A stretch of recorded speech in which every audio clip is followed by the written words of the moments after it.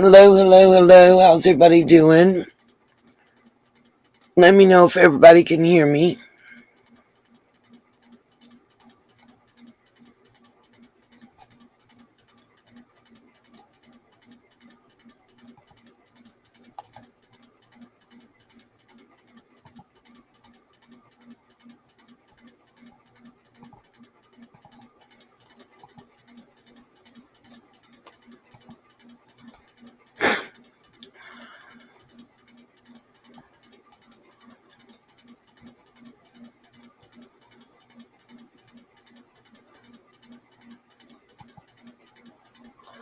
Good deal.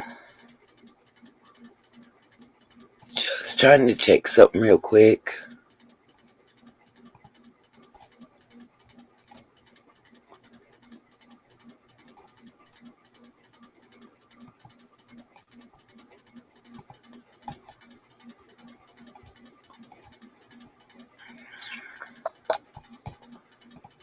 Let's see if it's working now.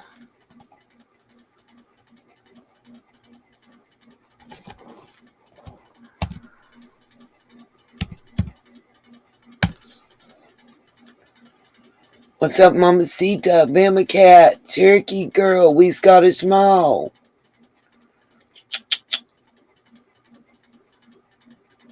Oh, finally Streamlabs decided to come to work today, y'all.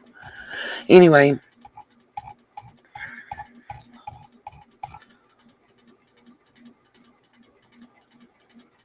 I wish I was making coffee. Oh, so we got Mama Cat, Cherokee Girl, Melissa Olson, Chris Ray, Annette Graff, Tama, Scuba Diva. I hope I didn't miss nobody yet, y'all. We Scottish Ma, Mama Cat, Mamacita, Streamlabs, woo woo. Okay, sorry. Trying to be funny. Guys, if you'll notice, across the bottom of the screen is the tip line for Kiely Rodni. It's 530-581-6320. Select option 7. I'll be, normally I have our Sunshine of the Month across the bottom. And Streamlabs is only here. The only time you'll see them comment is if one of the commands are put in Cherokee. I turned them off for everything else. I forward them on everything else. What's up, Miss Jean? What's up, Annette? Welcome, welcome. How's everybody doing today? How's everybody been?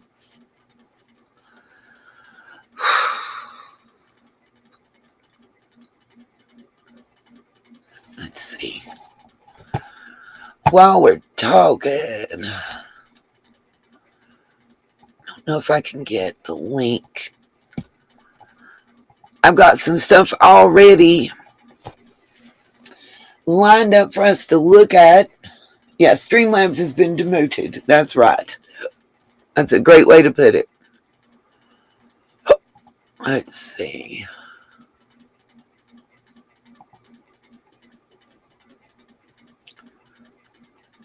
I didn't want to copy link the clip. I swear, I wish it just, that's not what I'm trying to do anyway. YouTube is not doing what I'm telling it. By the way, we are on subscribers only. Already set it to that, so everybody be happy. I did that during the countdown. I hope all my mods know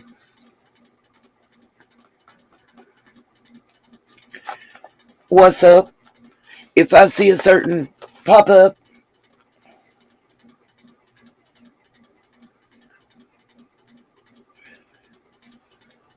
last night. Thank God, Annette. I feel you on the heat, bruh. I've been sitting here, my sweat's had sweat. But if I say block party, I mean block party. I ain't in the mood today. What's up, Miss Jenny Rose? And there's a couple think they slick. Well, y'all go on back to your little grifter channel and y'all figure out which channel y'all going to next, and y'all gonna ask to take up a collection for somebody and then not give it to them and split it between y'all. I'm tired.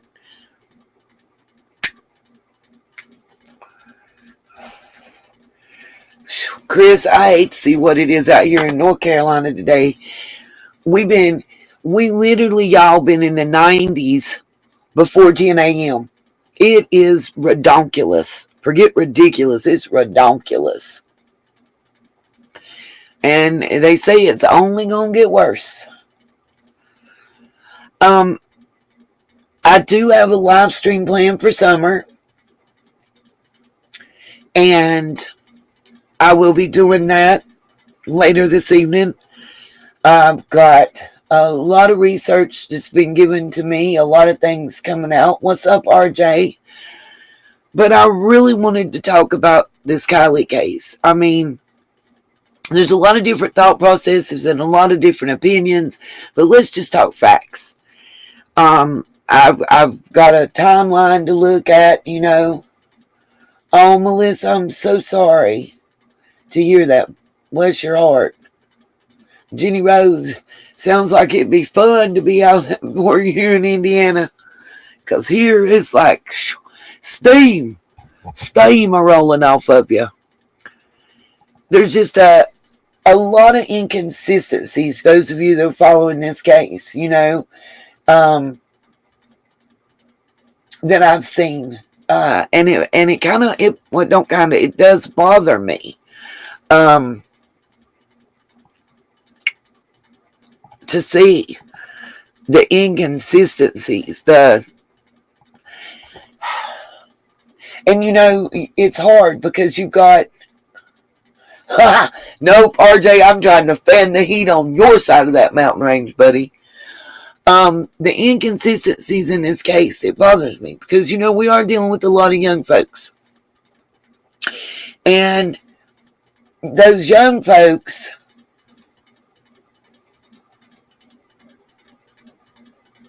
sorry, y'all. Trying not to be emotional. It's hard to do this live stream with everything going on personally right now. Whew. But I'm not going to be blackmailed and threatened to not be here. That part. Oh, RJ, I might have to come to your side of the mountain sooner than I was planning on. Oops, did I say that out loud? But anyway, you got to think.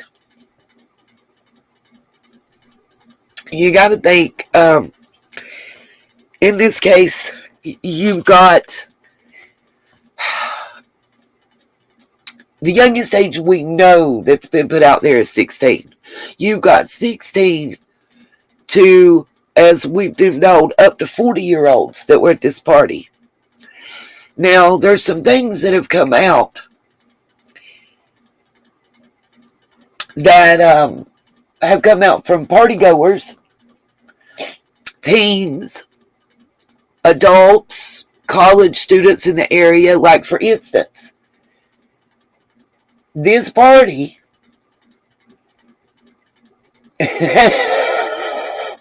Mama Cita said it's harder than a slap on hell's back here in Western North Carolina. You got that shit right. Because that's where I'm at too. I wouldn't let my teen go to that party either, Jenny Rose. But the mama, I don't think, knew what kind of party it was and what kind of situation had been going on. I want to talk about what I want to talk about is what the police, the sheriff's department, what has been said by them. We're going to look at that. We're going to look at what, and literally I'm on the sheriff's department, theirs webpage. We're going to look at their most recent press conference, because I'm going to tell y'all something. There was something that was said by the social media lady that I think is real important, that a lot of people might not be paying attention to, or might have let slip and not really thought about it. But to me, it's important. I'm going to say this. The police is being real nice in this case right now. They trying to nicely get these children to come forward. What's all these parents going to do with all these children that have these athletic scholarships and academic scholarships and these futures planned that they're afraid of screwing up when they come and put the little bracelets on about 50 to 100 of your little babies because y'all prevent them from talking? Because you're afraid that, if that 4A college hears about what happened, it's going to be a problem. Bama Cat, if you, and I can pull up, I'm on their webpage after we look at the little bit, because the one I have pulled up to look at is under 10 minutes. We can go back to look at that one. The reason they're talking about the jewelry is not the police that pushed that. That's her family. Her family sent them that picture. It was during I want to say the presser that was either on the 10th or the 11th. They unfolded that picture. They put it on the board and said that her parents had seen it and asked that it be noted about the jewelry. That's not a police thing. That's her family asking the police to do that. And I'll show y'all that. I spent, I like to spend time researching and watching everyone and everything. What I find of significant import is the fact that, and the video I put out about this case, I showed you twice, where the authorities spoke at a presser and said unequivocally, not that her phone died, not that it lost signal, not that it lost service, but it was turned off. Bama Cat, it's very difficult to tell. You can see the shorter necklace that looks like maybe it has a cross or some other type charm on it. You can see that in the picture. We'll look at that. I've got that picture and everything. It's queued up for us to look at. I think it's a particular import that they're saying, one, that her phone was turned off. Two, the last place it pinged was right there at what they call the sanctuary where the party was. Nope, Jenny, not necessarily. And three,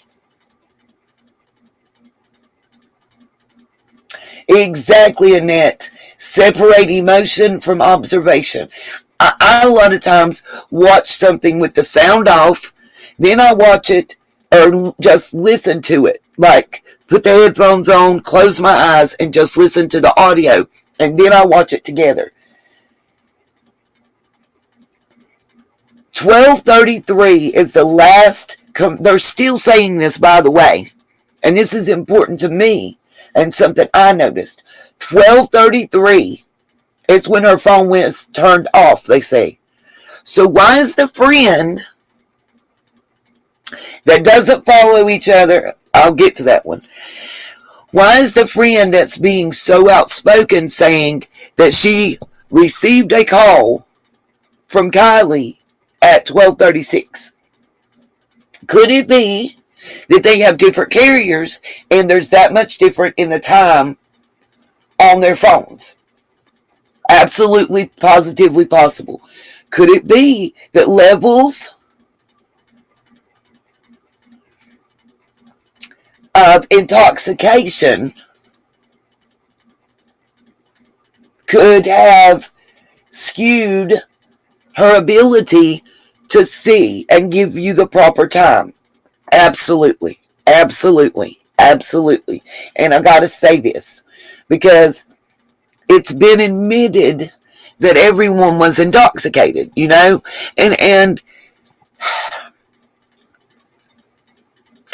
also want to bring something up. Bingo, RJ. I agree with you. That's what I got from what the sheriff said, and I'm going to read what you said. RJ said the way they're stating it, and this is what I'm getting at, is more like the phone was turned off, the battery was removed, and it can't respond to pings. Now, I don't know if iPhone has it, but for Android, there's an app, and I forget the name right this minute. Oh, my daughter had me do it, and it's been a long time app. I had a Samsung Core Prime the first time I ever used it. And when it's an app, when your phone, you lose it, it makes your phone scream. You can take the battery out, and it'll still scream. It's limited on how long it'll, like how many times you can make it do it. But you can make your phone holler. If my phone is dead as a doornail and the battery out of it, I can go on a computer and make my phone scream. We've had to do it before.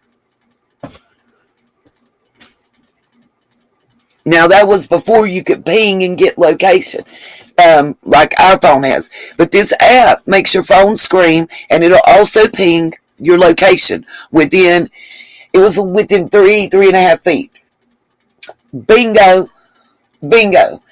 I agree with that, Cherokee. And she's still stating, I have the interview that she did that we're going to look at and discuss. And I have a timeline per what the police have said.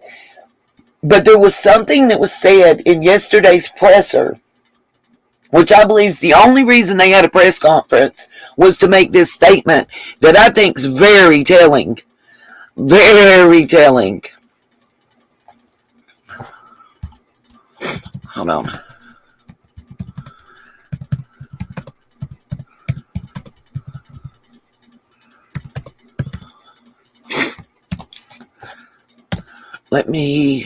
Sorry, y'all.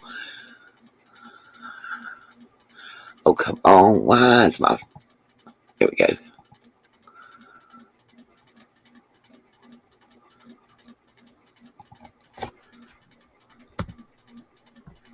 Okay, here we go. And post. Okay. Sorry, y'all. I was just making a Facebook post on Juror Matters. Hold on a minute. I'm trying to read. Kiely was running an... Okay. iPhone operating system 15 on her iPhone, which allows the phone to be pinged if it's turned off, factory reset enabled, or technically too dead to make outgoing calls, but one of the only ways for that iPhone not to ping is if it is submerged. Okay. Even if battery is dead to make calls, it still stores a tiny amount of power. I thought so too, so it can be pinged. Exactly. That's what I thought, one juror. That's exactly what I thought. Good morning, Smiley. Or if it's too far away or destroyed, right? If you destroy that phone, it's not going to be able to be pinged. If you take a hammer and you smash that phone to bits, or you run over it with a car, or you smash it with a rock, it's not going to be able to be pinged. I think a lot of people think that she may have ran off the road on a cliff. I think, based on the phone and what the police have said, that being in water is more of a viable option.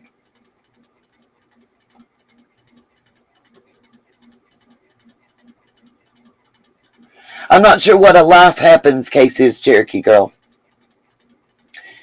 Just taking the battery out won't do it, though, will it? One Juror Matters. It won't for an Android with the app I have. You can only do it and make it scream so many times and ping. But I'm thinking destroyed. And Melissa, I think I have 3 thoughts. My opinion is one of 3 things occurred. Either she was intoxicated and tried to drive and went off in the water, which probably is the most likely. I I do know that the larger basin, 75 feet, is as deep as it gets, and due to the drought, 72 to 73 feet is the depth, the largest depth of water at this point. I also know Adventures with Purpose, if she's not found by the end of this month, they've got some equipment that's getting repaired. They're already doing something out west. When they finish that, they will be there to help search if she has not been found. Jenny Rose, that's a definite possibility.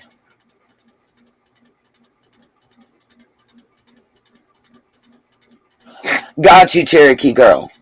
All we know that we've been told is she did have a case on her phone. It had one of the sex wax stickers.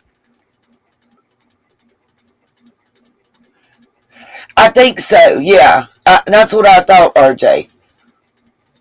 I still feel the battery's been removed, just because of what it's the way that, and I'll play it. It's the way that they stated it.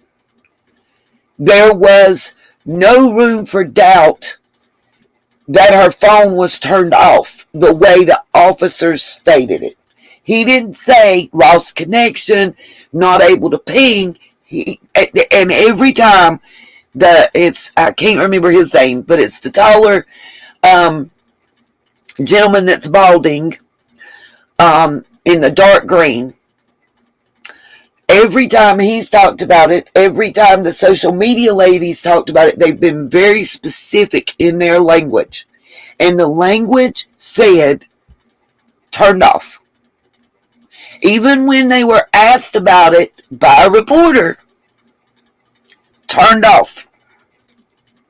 Not went dead, not lost service, not lost signal, turned off.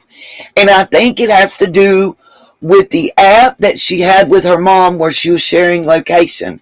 I think that it tells the parent that it was turned off rather than just stop sharing location. And I think that's why. Also, most iPhones are like this LG that I have, which the battery doesn't come off unless you jailbreak them, and then you invalidate the warranty. And I mean, I don't see somebody wanting to do that with a phone that's that new. I want us to listen to yesterday's presser. This is the press conference. It's only 8 minutes and 48 seconds. This is the one from yesterday. And I just really want you to listen. You'll notice the picture that they put up where she's in the tank top, I forget what they're called, like a bathing suit tank top with the necklaces. And also they have the picture of her car visible in this, as well as the picture that was taken in the store. That's what I thought Mama see that. I've never used the iPhone. I don't particularly care. Bodysuit. Thank you, apple of his eye. I couldn't think of the term. Okay, let's share this press conference first.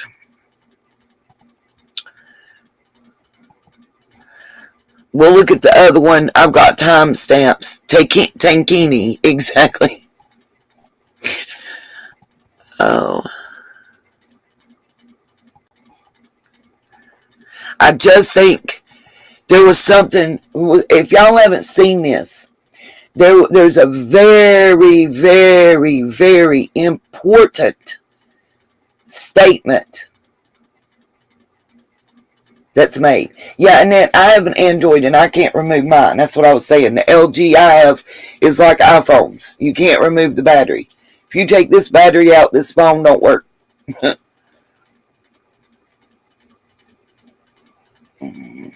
Body, I don't know what you mean, Smiley, about the halter. I'm confused.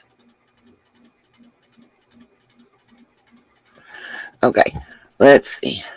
Let me mute and play this, y'all. And I'm going to stop it when it gets to what I want to speak about.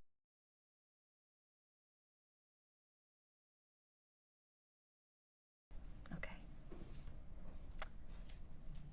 Good afternoon. My name is Angela Musalam. I'm the Public Information Officer for the Placer County Sheriff's Office.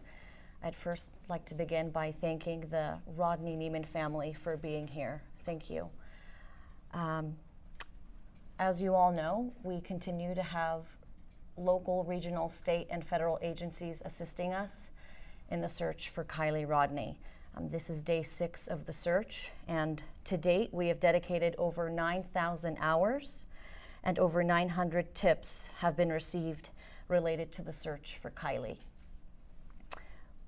We'd like to mention that the Tahoe Truckee community has been extremely helpful to us during our search and our investigation, but we'd like to encourage everybody to please continue to notify the Sheriff's Office anytime you feel like you have a tip or any information that may help lead us to Kiely. It's recently come to our attention, and we have received several reports of adults trying to discourage people and possibly teens from coming forward with information that could help us locate Kiely.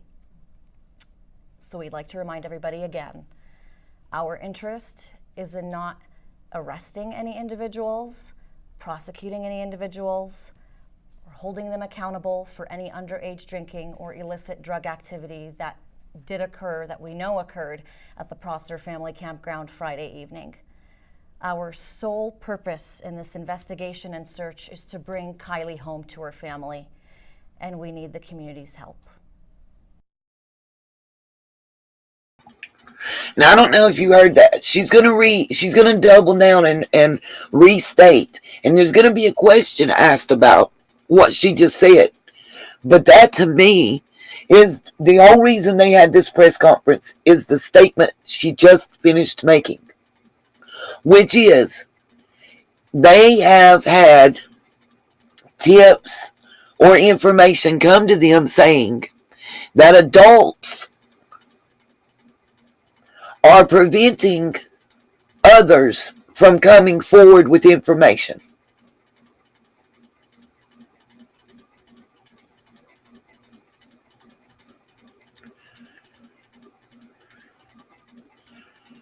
Thank you, Calm Chaos Controller. But understand that. I don't know if y'all get what they're meaning. And you can see the difference in her tone and attitude as it goes through. What's up, Muffin Top? As she goes on, as opposed to previous press conferences and tone and attitude.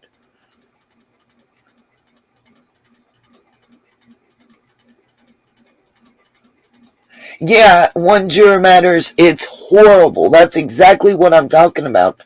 That's scary. That's what I'm saying.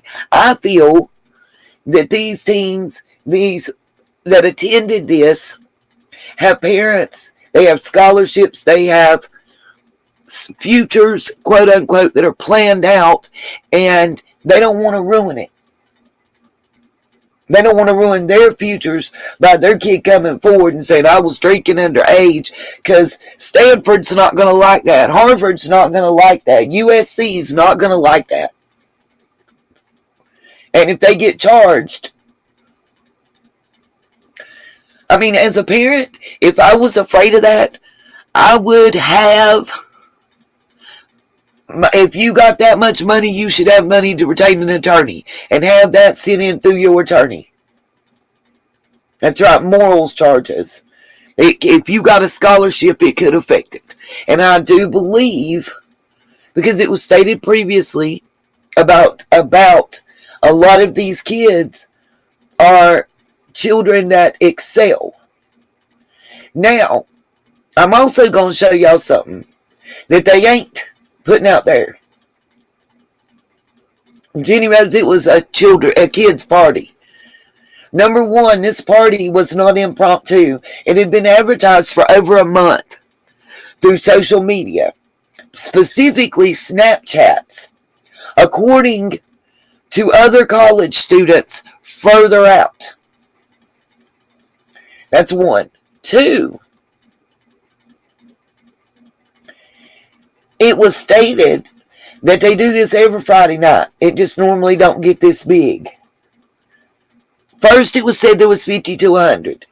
Then 2 to 300. I have had people call in on other shows I've watched that were actually there, had family members there, that can say, that's right, as far away as Sacramento in the Bay Area, RJ, and say that there was up to 500 people there. Not in the one concentrated area, but that there was like 4 or 5 little areas like the one that we've seen on the news and everything else. That also is important.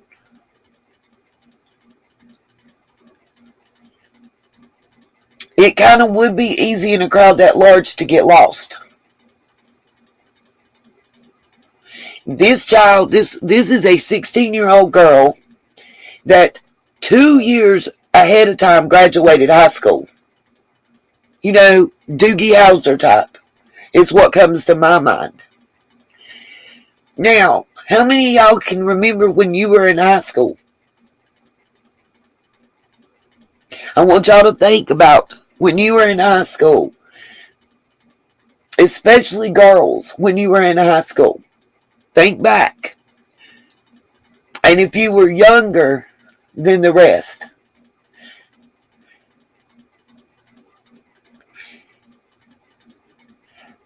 Now, we've got one friend that's with the ex-boyfriend that says that they were together all day that day early on and made creme brulee. Then she got together with the Magdalena, that she rode to the party with, that less than 10 minutes after they arrived, hooked up with her boyfriend and dipped. So either Mags just went to the party to get up with her boyfriend because maybe her parents didn't want her to see him or whatever, or Mags is who brought Kiely to the party.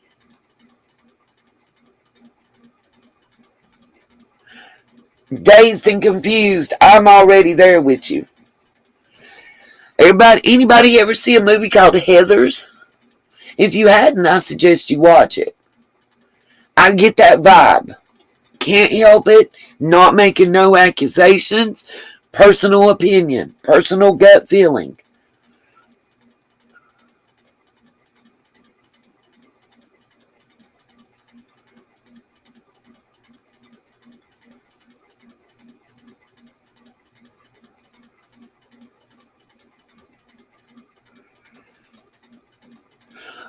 Well, this is the press conference right here, RJ, where they just said, I mean, I can rewind and replay it. Academy graduated 16 months early. That's exactly. Thank you, one juror. Exactly. So, and let me ask this. Hold on. Yes, dazed and confused. That's what I'm saying. Absolutely. Why is it? Nope. As I understand, Manic Mama T, no, she hadn't been to other parties like this. This was kind of one of her first, and why her mom agreed to extend her curfew. It was kind of a one-off thing to say goodbye because she had a scholarship and was going to college. So the thoughts that she ran off to escape the small town life really don't make much sense because she was getting ready to go to a pretty nice college. Then on top of that, let's add the fact that her ex-boyfriend followed her on IG. She followed him. Ex-boyfriend, Crypto. I'm not done. Hold on. But the girl Sammy and the boy Jaeger, however you say his name, they followed each other. But guess what? Sammy and Kiely didn't follow each other.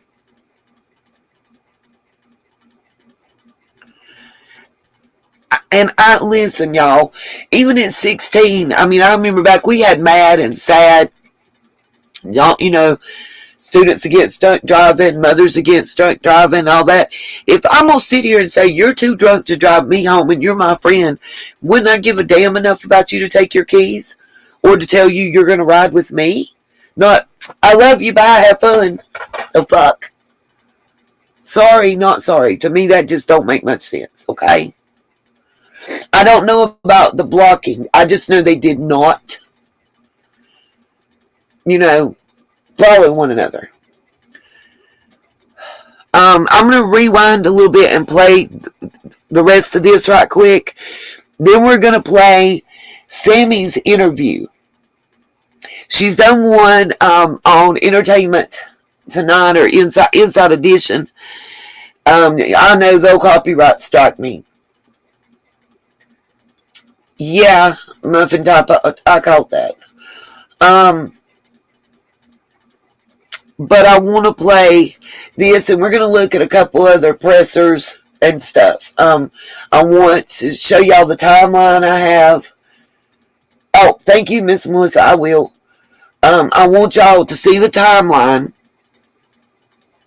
that I have put out, but I want you to hear it out of the officers' mouths first. And then I'll show you kind of what I've compiled in a visual for y'all.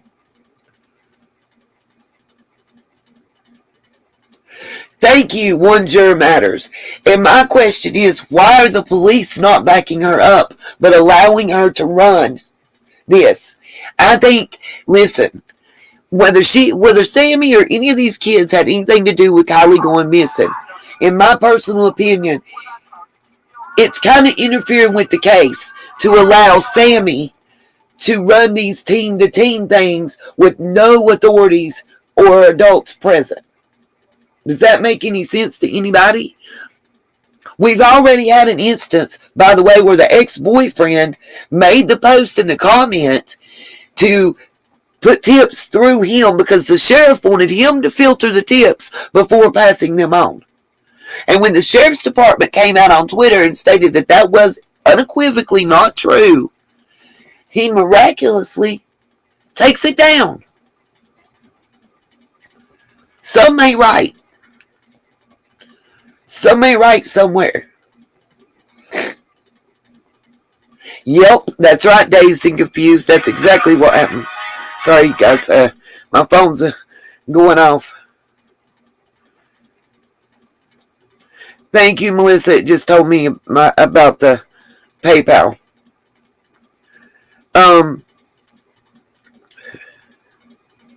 Lord, my butt done been hitting things on the phone. I done turned on Bluetooth and all kind of stuff while I was trying to sit on it. There's just a lot of inconsistencies.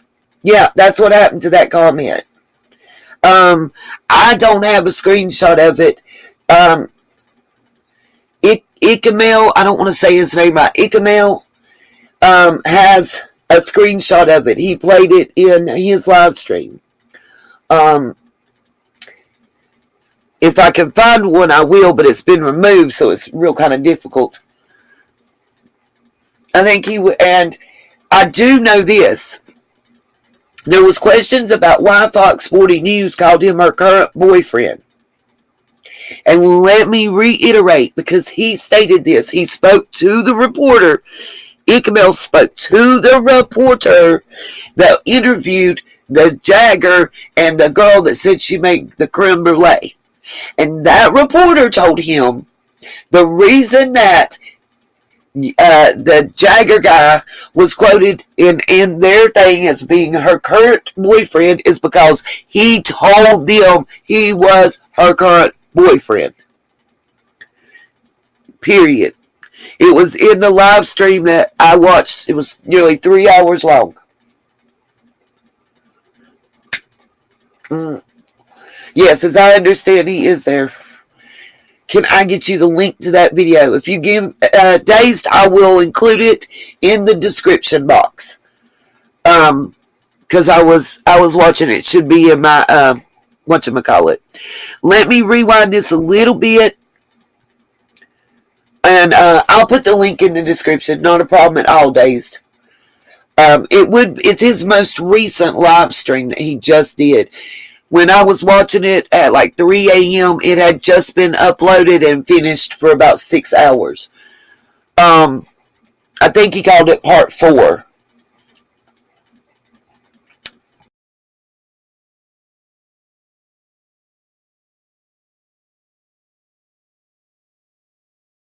Coming forward with information that could help us locate Kiely.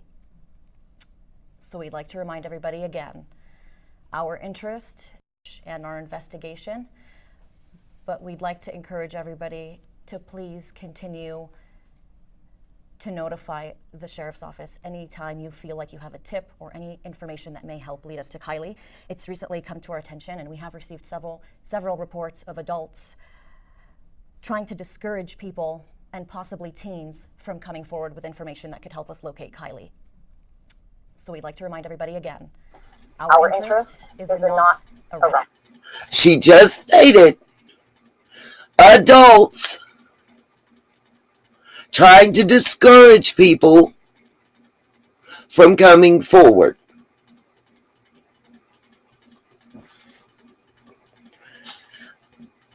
I didn't say that. Their spokesperson said that. I wanted to reiterate that. And as I did understand, he is staying with the family. He said that when he was being interviewed because he lives in Napa, I think.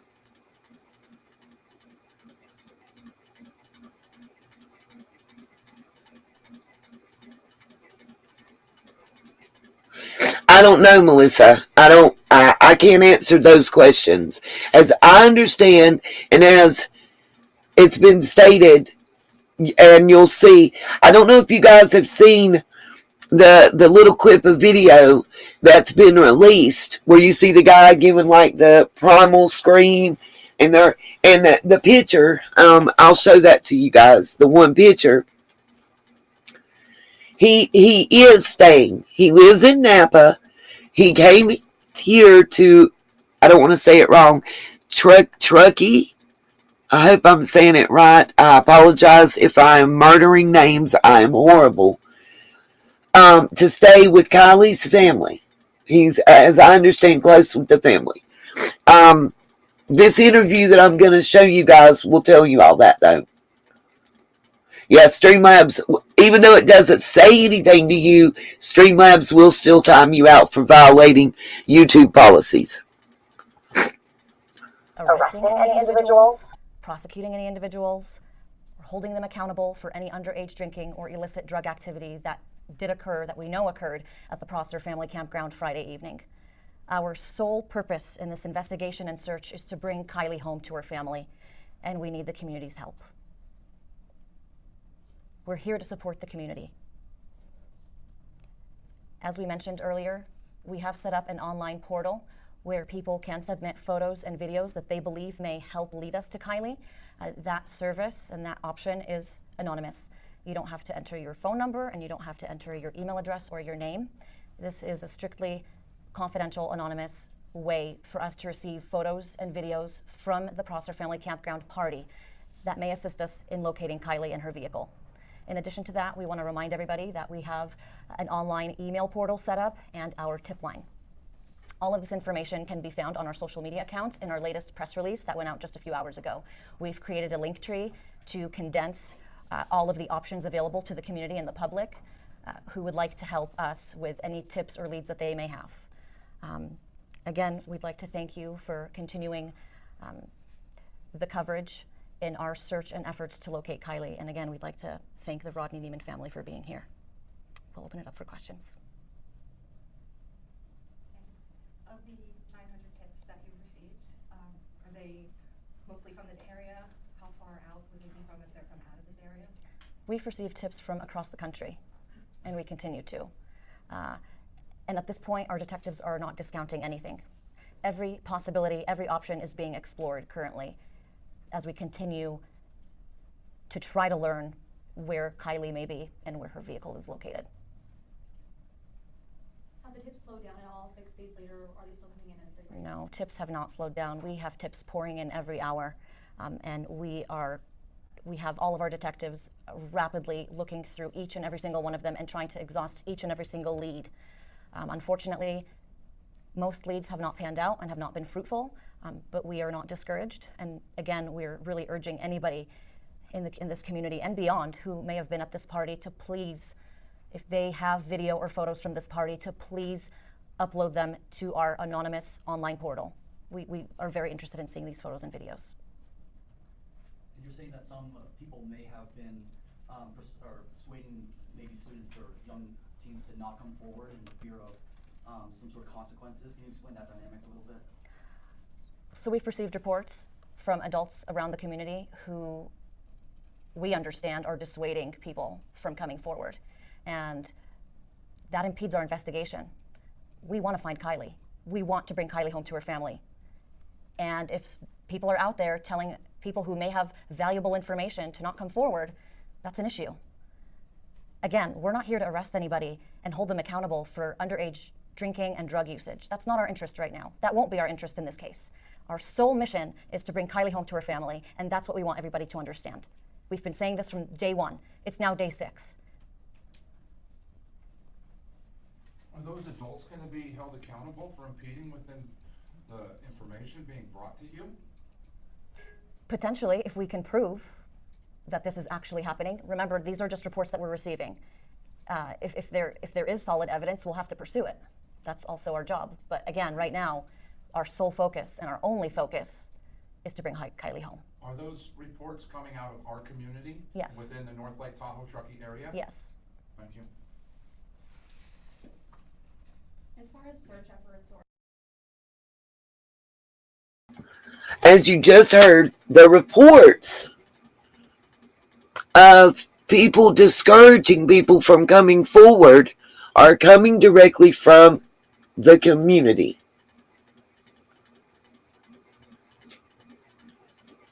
Oh, thank you, Crypto. I think it's important to understand, and it may be very well that certain individuals that were there at the party, maybe those providing the illicit substance, are the ones trying to intimidate people from coming forward. But I think it's very important to hear that the police are stating openly that they are getting word, they are being told, however it's coming to them, that adults and minors are trying to dissuade people from coming forward with pertinent information as to where this 16-year-old little girl is. That's not speculation. That's not a YouTuber's thought. That's directly from the agency handling the case.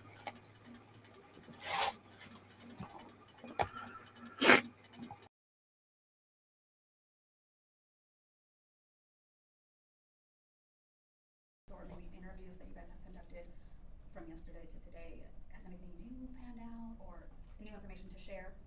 There's no new information to share, but we will say that each day our detectives and our search and rescue crews do continue to search different areas, and they continue to interview new people, and they continue to develop new leads that need to be followed up on.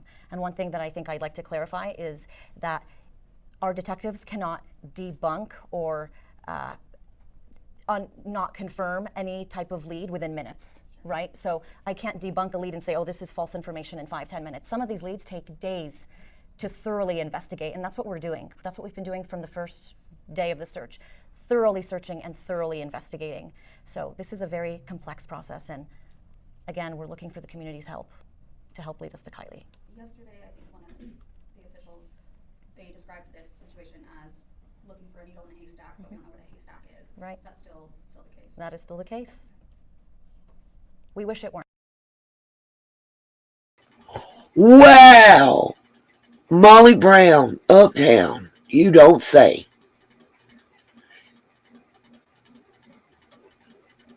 A private investigator and a mother that's an attorney. Whew. Wow.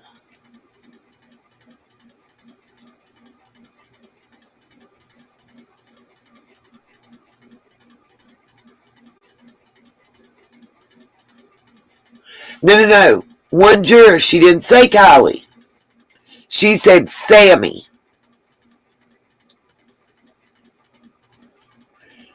She said Sammy, one juror. Kiely's parents are not together. It's her mom and stepdad. And they run, I guess you call it like a hotel, maybe, an inn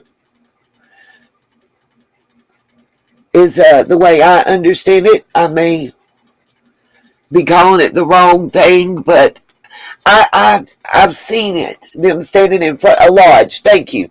I couldn't think of the proper term, but it just reminded me kind of a quaint, what you call a quaint inn. You know. Yes. Yes. I'm just clarifying, Molly, that you were talking about Sammy's parents being private investigators and an attorney. Wow.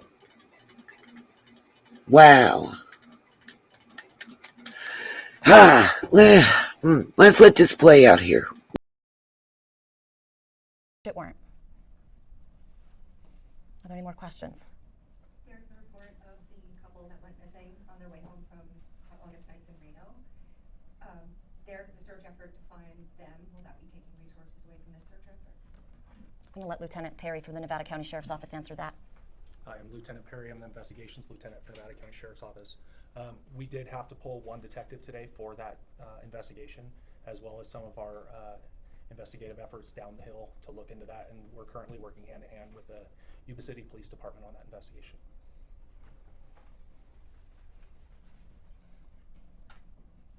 Thank you so much. This concludes the press conference.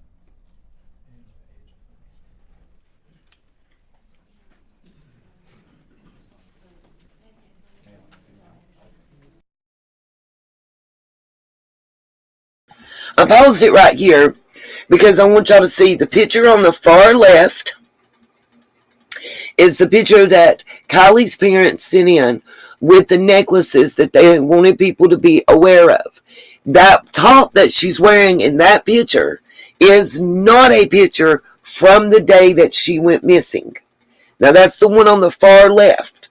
That was a recent picture that her parents submitted because you could see the jewelry that she was wearing, or similar jewelry. Very close. Yeah, Muffin Top, I'm with you. Then in the middle, the top picture is an actual photograph of Kiely's Honda CRV that was taken in the winter. I have, Bama. Yes. And then the one you see down bottom is from the security camera. I think it was at 6:03 or 6:08 p.m. on the night that Kiely went missing at a convenience store in the area. They have not identified what convenience store for reasons known to the police. And I'll just put it that way. You can see that she has on a bodysuit. You can see it's one of the high-rise because you can see her hip. I know 6:08. Thank you, one juror.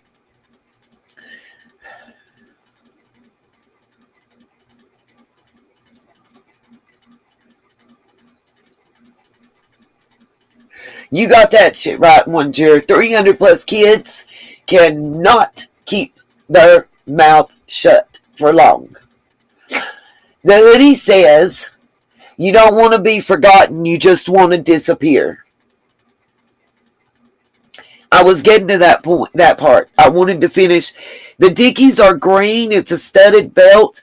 It is a spaghetti strap bodysuit or tankini, and she had on black Vans.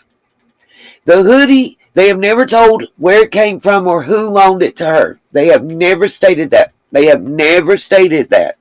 Could have been loaned from her mama. Could have been on loan from her dad or stepdad. It could have been on loan from her friend Mags. We don't know. The police have never said where the hoodie came from or how they even knew that it was in her possession, and it said that. They have not told us, period.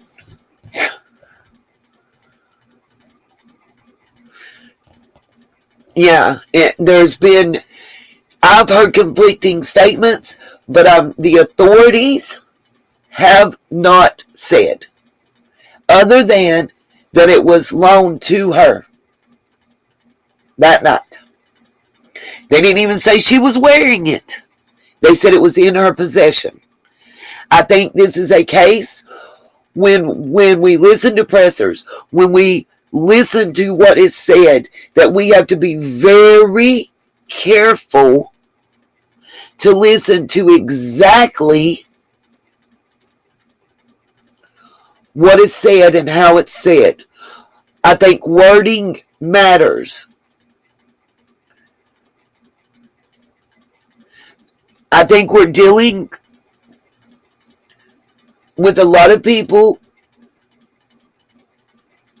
of higher intelligence, I guess is the way I want to say it, that are maybe very wordy.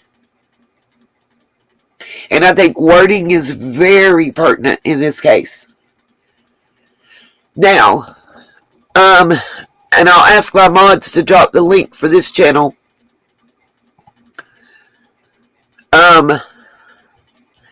All American Dream Chaser. As I understand, he's given the rights to everybody to watch this and to share this interview out. So we're going to look at it. We're going to dissect it.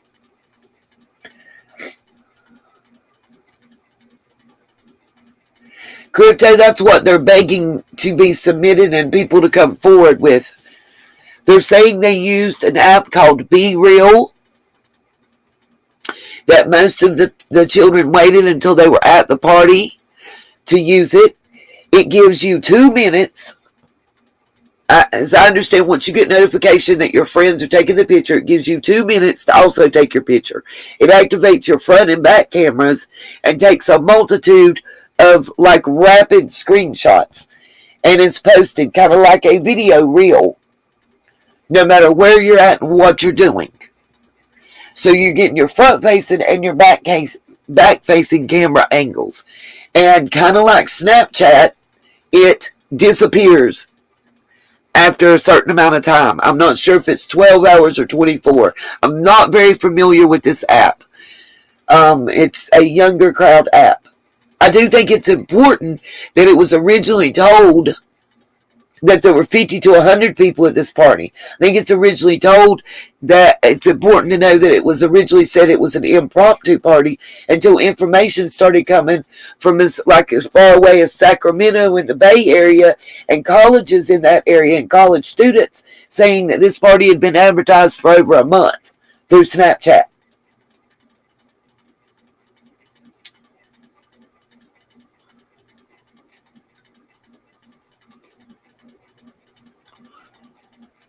I think it's also important that it went from 50 to 100 to 2 to 300, and now the numbers are as high as possibly 500. And they're talking about, you'll hear in this interview and in others, about how the older crowd comes and gives. It's not Snapchat, Smiley, it's Be Real. I don't know about it. It's different. Yeah, it's a Lana Del Rey hoodie. Jenny, it's a Lana Del Rey hoodie. Right. The Fight Club and the creepy older guys that were giving out drugs, shrooms, blow. I'm trying to use YouTube words. Mary Jane, shrooms, blow, alcohol. But what they hadn't told you that I found out is there's a huge fentanyl crisis in that area. And we'll pull those up. I've got some news articles we're going to look at. As early as, I'm talking about this August, first, second, third. I hadn't heard really anybody else talking about it. Huge fentanyl crisis. We all know we've been discussing this before. Right, Winger? Absolutely. We've discussed how fentanyl is overtaking Americans. It's bad in a lot of cities. But this small area, I'll let the news articles talk for me. I prefer to be more factual. But we're going to look at this interview, and then the next thing I want to look at is we'll look at a couple other pressers. I'll just pull up the video. We're going to look at this interview with Sammy, and then we're going to look at my video I did earlier today. I'll probably silence it and just play the clips that I want y'all to see from it, where they give the timeline, and we'll look at the timeline. I've got one typed up that we can look at. I wish I could pull it up on the screen while this interview was playing, but well, here's my thing. They're saying that these older adults were the ones giving out the drugs. In my experience, nobody gives drugs away for free. They might give you one taste, but you pay after that. They just won't give you enough to make you want to come back. Or you're giving something in exchange. Some kind. If it ain't money, you pay them with something. You flat backing or something. I mean, there's you doing something. Drug dealers don't make money by giving it away.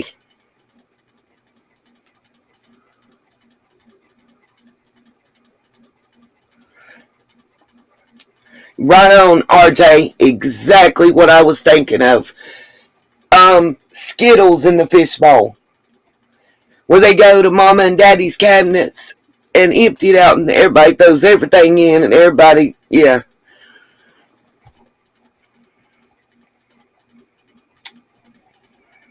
Okay, let's share this. I want y'all to see this interview.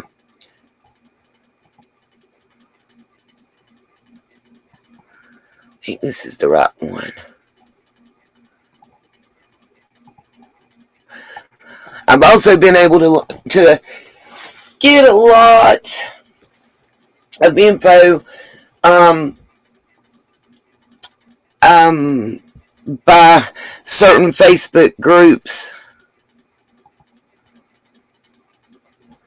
Show on stream, I said. So if my mods will make sure and please drop the link for this channel. It's All American Dream Chaser.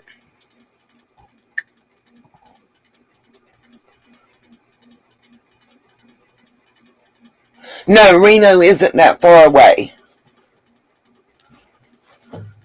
As it was stated, allegedly Kiely was in Reno the day, earlier in the day and the day before. There was a huge car show going on.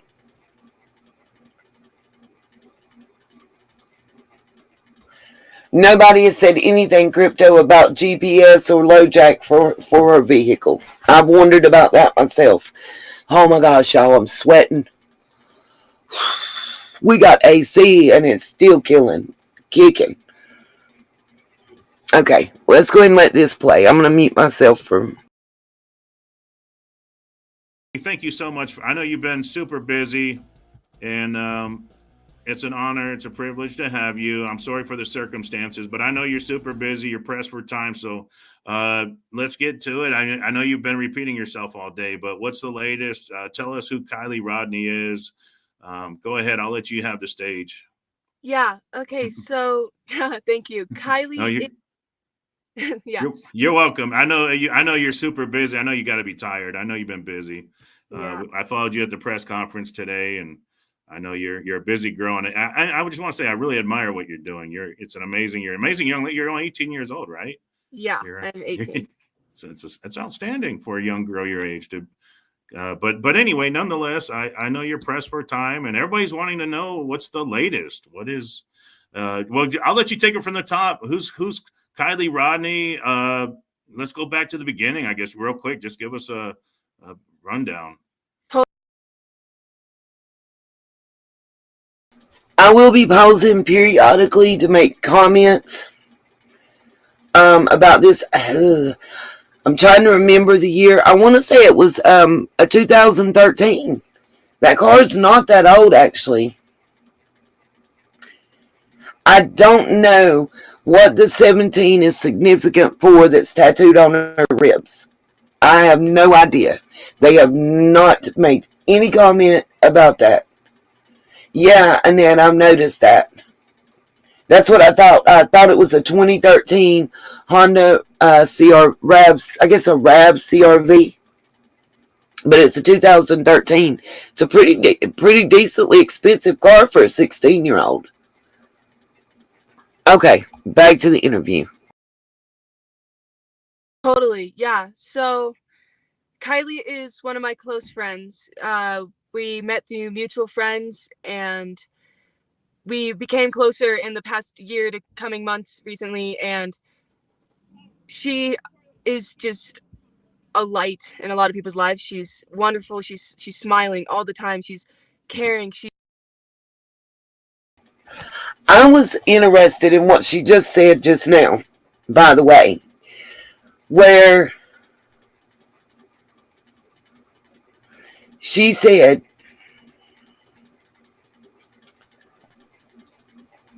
they had known each other for some years, but they had recently become closer as friends. 4 months somewhere was said.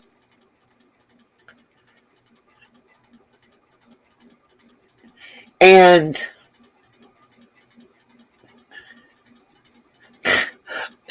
Scuba Diva just cracked me up, y'all. Sorry. And it's just weird to me that you're saying how close of friends you are, but y'all don't even follow each other on Instagram. Because we know that teens 16 to 18 to 19 live with social media. It's usually TikTok, Snapchat, and Instagram are their tops, and then Facebook, and but those seem to be the tops. But I find it really odd. Before she made her profile private on Instagram, they were not following each other. Her name, John Deere Girl, is right in the upper left-hand corner. You can see what it's about right there on the screen.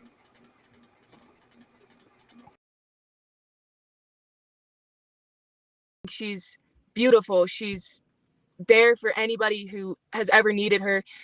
She's very outgoing. She's outdoorsy too. She loves the water. She loves to sing. Her voice is just amazing too. And she's just a beautiful girl, and we all miss her a lot. And so, Yeah, I'm sure. You saw her at the party, right? You were at the party with her? yes, I was the last person to contact her after the party, and I was with her basically throughout the entire party. Did you hear what she just said? Do I need to rewind it? By the way, here's a great picture of the last known picture that the police have authenticated of Kiely on that evening and what she was wearing. She just said, I was the last person to contact her.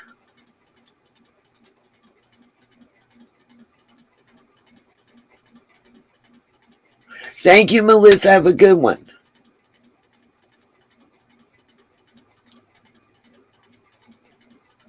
I agree, Focus. I'm going to rewind and let y'all listen to that again, because I found that very important, and I'll tell you why. You'll see when you get on in the story and this interview, because her story is that at 12:36 a.m. Kiely called her. So how was she the last person to contact Kiely? I caught this the first time I watched this interview. This is not my first time watching it, nor my second.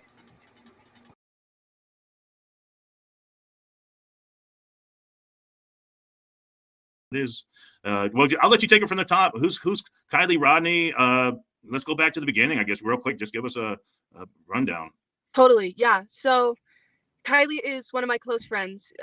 We met through mutual friends, and we became closer in the past year to coming months recently. And she is just a light in a lot of people's lives. She's wonderful. She's smiling all the time. She's caring. She's beautiful. She's there for anybody who has ever needed her. She's very outgoing. She's outdoorsy too. She loves the water. She loves to sing. Her voice is just amazing too. And she's just a beautiful girl, and we all miss her a lot. And so, yeah, I'm sure. You saw her at the party, right? You were at the party with her? yes, I was the last person to contact her after the party, and I was with her basically throughout the entire party. I was no, it's okay. walking It's around okay. with her. And I know you got a lot going on. I yeah, get it. I'm at the teen to teen meetup, so there's a lot of kids outside. Everybody's wanting to talk to you, and like I said, I greatly appreciate every minute I have with you. Yeah. Can you take a quick look at this photo? Is Yeah. this what she? Can you confirm whether or not she was wearing this at the night of the party? Is that what she was wearing? Yeah, so that top is exactly what I saw her in. If you can see on her left side, on her hip, you can see some skin. She was wearing a black bodysuit. I remember because we went to the bathroom together, peed in the woods together a couple of times, and so that's her shirt right there. The pants were different that she wore to the party. She was wearing green Dickies pants, but that belt is definitely what she was wearing too. I remember watching her have to take it off when we were using the restroom together. We were out using the outdoor restroom, if popping squat basically. So yeah, that was just released from the Placer County Sheriff's Office. This picture, I just found it on their Facebook page. Yeah. So there's talk about this top, the spaghetti straps top. Some people are saying it was found at the area. Can you confirm that, or is that so that has not been confirmed. If it has not been posted on our Find Kiely Rodni Instagram page or on the website or on the Placer County Sheriff's Office Facebook or anything, then it is not true, and it is not something that people should be following on or trusting. The information will be posted and will be coming from us when it is confirmed. So to let people know what to look out for, if a changed shirt or something. So yeah, that has not been confirmed. Okay. Perfect.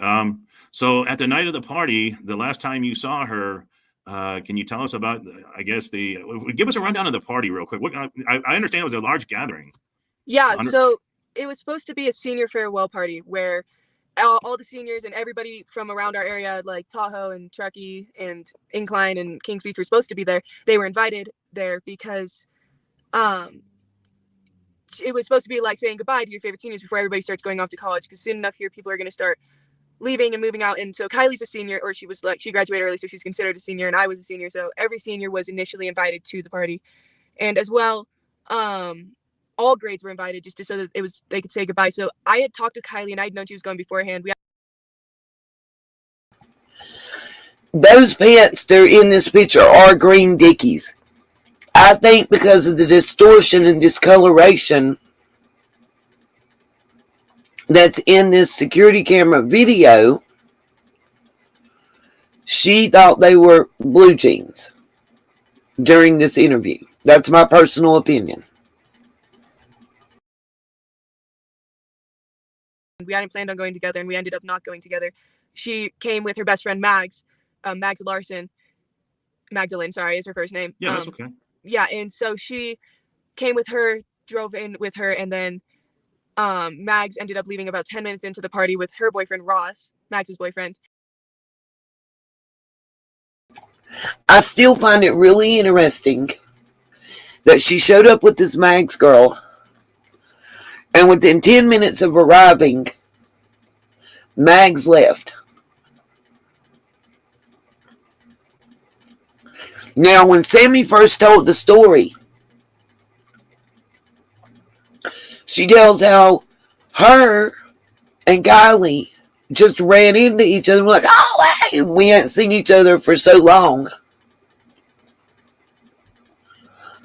The first time I watched her interview, and now it's this.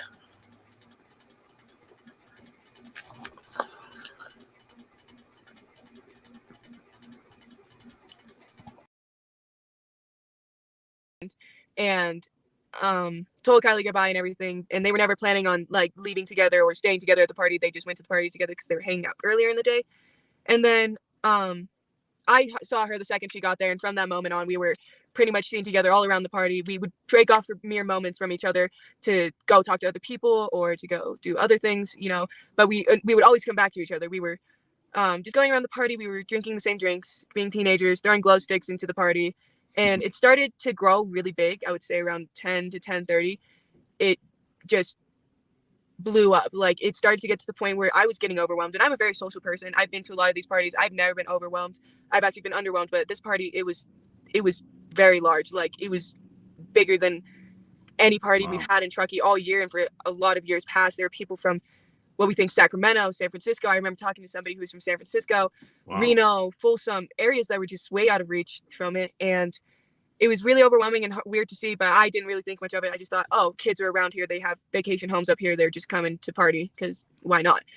So then Kiely and I were going around taking shots and just drinking. We were trading drinks with each other. We were sharing drinks with each other.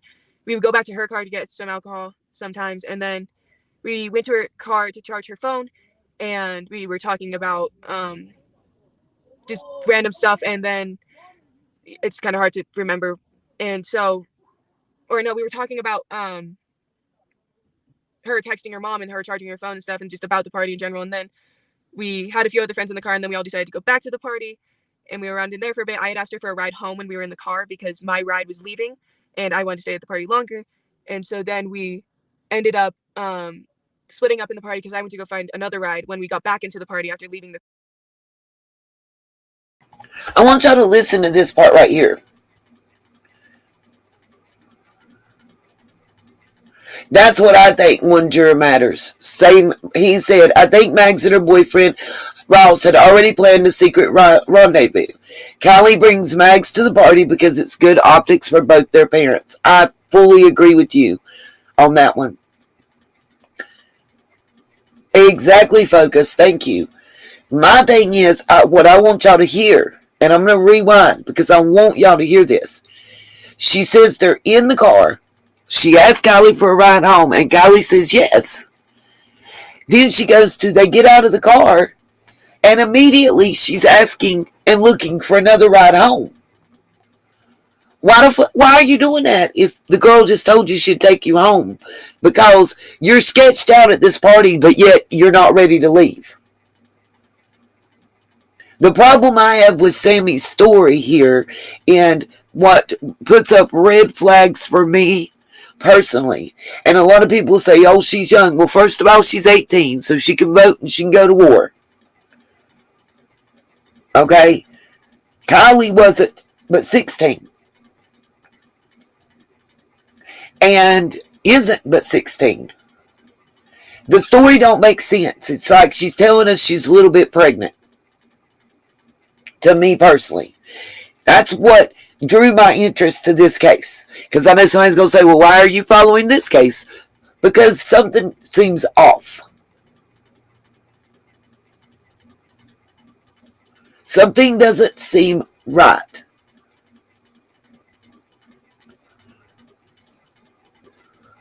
Exactly, September half-truths.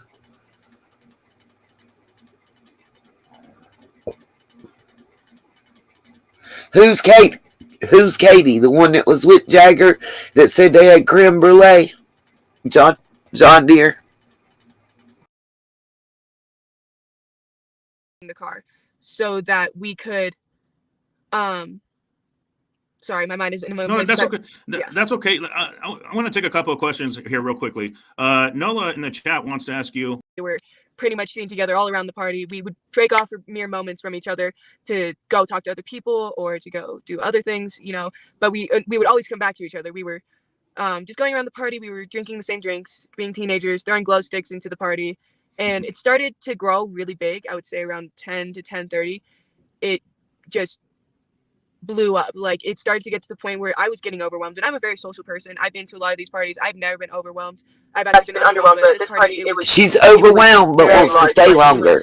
Bigger than any party we've had in Truckee all year, and for a lot of years past. There were people from what we think Sacramento, San Francisco. I remember talking to somebody who was from San Francisco, Reno, Folsom, areas that were just way out of reach from it, and it was really overwhelming and weird to see, but I didn't really think much of it. I just thought, oh, kids are around here. They have vacation homes up here. They're just coming to party because why not?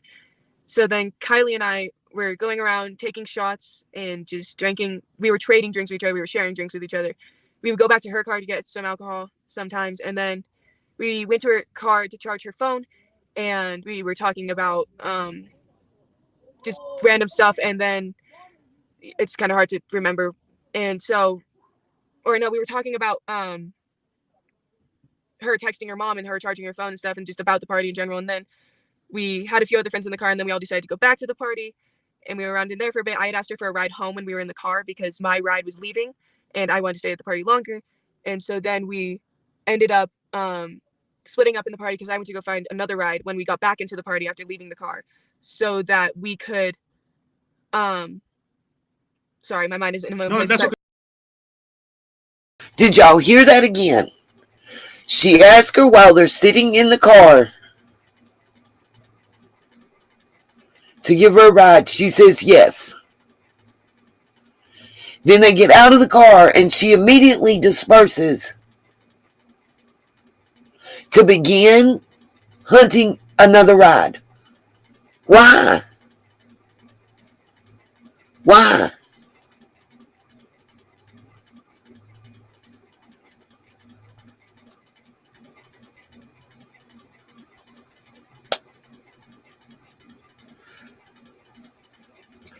Smiley, the parents, and I'm going to show y'all the press conference where it stated that the reason that they said that about the jewelry is because the parents sent that in and asked them to, not because the police are focused on it. And I'm going to show y'all that. Jenny Rose, I feel like she told her no. Why else would you have got out of the car and immediately started hunting a ride? We'll continue on with the interview and y'all see more inconsistencies. Like one juror said, more holes than Swiss cheese. I feel if Sammy were a grown-ass person, 25 or older, she would be sitting somewhere being questioned left and right. That's okay. That's okay. I want to take a couple of questions here real quickly. Nola in the chat wants to ask you, who was fighting at the party? The girl and guy, look into them. Was there a fight at the party? Yeah, so there were some friendly fights that were going on. There was, like, we had boxing gloves. People were, like, trying to instigate. It wasn't anybody who had really any drama or they weren't enemies or anything. It was more just friendly fights to keep entertainment going. This happens at a lot of our parties. We just do it to have fun. If somebody gets hurt, like, we have people on them, but so it wasn't like a fight out of anger. It was just kind of a just a fun competition type of fighting. Yeah, just see who wins and who goes home with the title, which I will randomly admit people do end up getting in fights over who won, but not this time. Daniel Taylor, and Nola, thank you for the comment. Daniel Taylor's in the house. Daniel Taylor wants to ask you, did Kiely have her boyfriend or an ex-boyfriend with her at the party? No, there was no ex-boyfriend there. Her ex-boyfriend lived in Napa. He was in Napa at the time, and I think he lives in Napa. And he actually drove up the next day the second he heard that she was missing. He's very close with her family and her. There was no anything. And she does not currently have a boyfriend. She was rocking the single life, like we used to say. She just wanted to be open and single and have fun as a kid. I get it. She's only 16. She's just a baby. I just can't even imagine. How's mom doing? Have you talked to her mom at all? Yeah, so I've been in close contact with the family. How they doing? She looked like just a nervous wreck. I can't even imagine what she's going through. Yeah. Our thoughts and prayers are. I'm sorry. Go ahead. Yeah. Sorry. Continue. I'm sorry. No, I was going to say our thoughts and prayers are with the family. It's got to be a hard time. What can we do to help? What can the public do? The web sleuths out there. What can we do to help find Kiely? What can we do to help you? To everyone at this point around the world, I'm hoping that this is reaching, and if anybody's seeing this, just if they can keep sharing this, get the story out to neighbors and friends and family and local news stations and local newspapers and posting flyers, making flyers, screenshotting and somehow making flyers. We need this information to spread everywhere. We're trying to get posters everywhere, information everywhere, just trying to have everybody in the world at this point looking for Kiely and just trying to find Kiely. And if anybody sees anything, to report it immediately to the sheriff's, the police, the Placer County Sheriff's Office, or the numbers that have been loaded on. There's been a lot of trouble and frustration with people about the tip line, but they have to understand that there's 1,000 people in there working, getting millions of calls a day now. I know you had stated that we're not trying to create any rumors, but there was something on the Facebook page that I wanted to see if maybe you can comment on this. Agreed, one juror. At the time that she made this statement, they had about 500 calls. So why are you saying millions?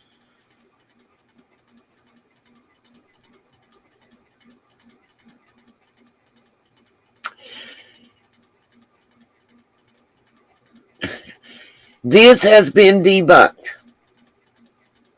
All of this here, other than she drives a Honda CR-V, has been debunked. Let me state that. The alleged dispatch, that was fake. It was, so far, according to the police, they have not found any of her clothing or any of her items. I want to say that. Yeah, there's not a 1,000 people answering the tip line phone calls, and they're not getting millions of calls. And words do matter. Yep, stop exaggerating and stop giggling and laughing. It's just, look, the Mags girl breaks down boo-hooing and crying every time they look hard at her. There's an interview that was early on done that I cannot find. I swear it's been took down. And it was Sammy and another girl that I've not seen since then that had like the grayish silver hair that's popular with like, it looked like purple near the tips. And it reminded me of Dawn and Candace when Dawn said that about Summer being in the dungeon or dead. Something Sammy said, and the girl with the bluish silver hair looks at her, whips her head around and just looks. And if I can find it, I will show it to you guys. I have been looking for it since I watched it. It was one of the earliest videos that I ever watched. But it was just something about the way that she looked at her.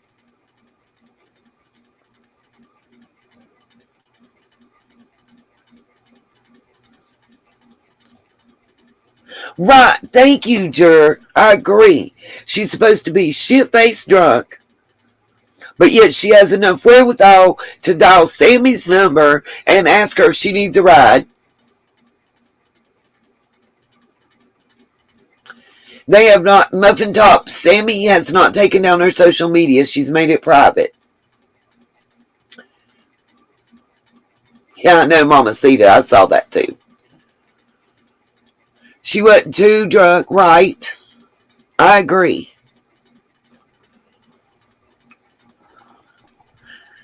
I'm telling y'all, watch the movie Heathers. It's kind of a Mean Girls movie. Give me a 1 in the chat if you've ever seen the movie Heathers.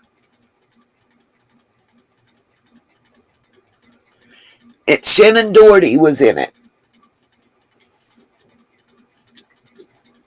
I'm telling you, that's the Dazed and Confused. The first time I ever saw anything about this case, that's the first image that popped into my brain. And then when by the way, Sammy later described the party as a Lord of the Flies type feeling. It's not been revealed, Scuba Diva, who she wrote on with. It's everything I can do, y'all, to not start crying right now, get emotional, because we all got babies, you know, and it's just, I got chills right now talking to y'all, and a gut feeling, like in the pit of my stomach, and not a good one, that and I pray that maybe that Sammy's covering up for Kiely. Maybe Kiely met an older dude that she wanted to take off with and knew her parents wouldn't approve of. That's my prayer. That's my prayer. No doubt. That's my prayer. But my gut's not with that. Annette, if you've seen Mean Girls, Heather's is Mean Girls times 10. Just look it up and watch it. It should probably be available free on YouTube. See if you can't find it and watch it. It's definitely worth a watch. It is. And also check out Lord of the Flies. Why? Because that's how Sammy described it. That's right. It has not been revealed. And one juror matters. I find it really odd that the police have, right on the heels, by the way, of this interview, the presser, where she says here, it says at 12:36 she got a phone call. They have a press conference, and the police come out and say at 12:33 her phone was cut off.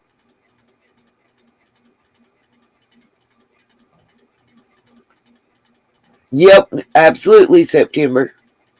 All right, we're going to let this finish. It says 2 days ago on the Neighbors app, at 1 o'clock in the morning, a topless female was being chased by a Honda CRV and was pulled back into the vehicle in Sacramento, California. That's about an hour and 38 minutes away from Prosser Campground. Kylie drives the Honda CRV. Her tank top was possibly found at the scene. I know we just discussed that. We can't verify that is true. Down the road from the so they're saying her tank top was found at the scene down the road from the Prosser Campground. The timestamps could be off. All of this has been debunked. Is there anything you can comment on that? Yeah, so we are investigating into that currently, from my knowledge of the detectives, and it has not been confirmed nor denied that if that is Kylie, but we do not believe that her shirt has not been found. I can confirm that her shirt was not found, nor were any articles of her clothing at all.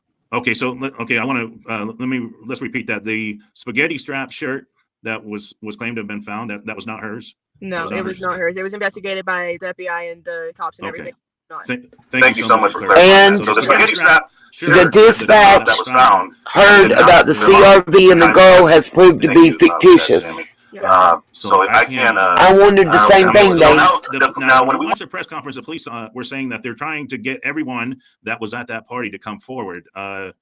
So should we tell, should we get that message out as well to everybody that was at that party that they needed? Who did they contact?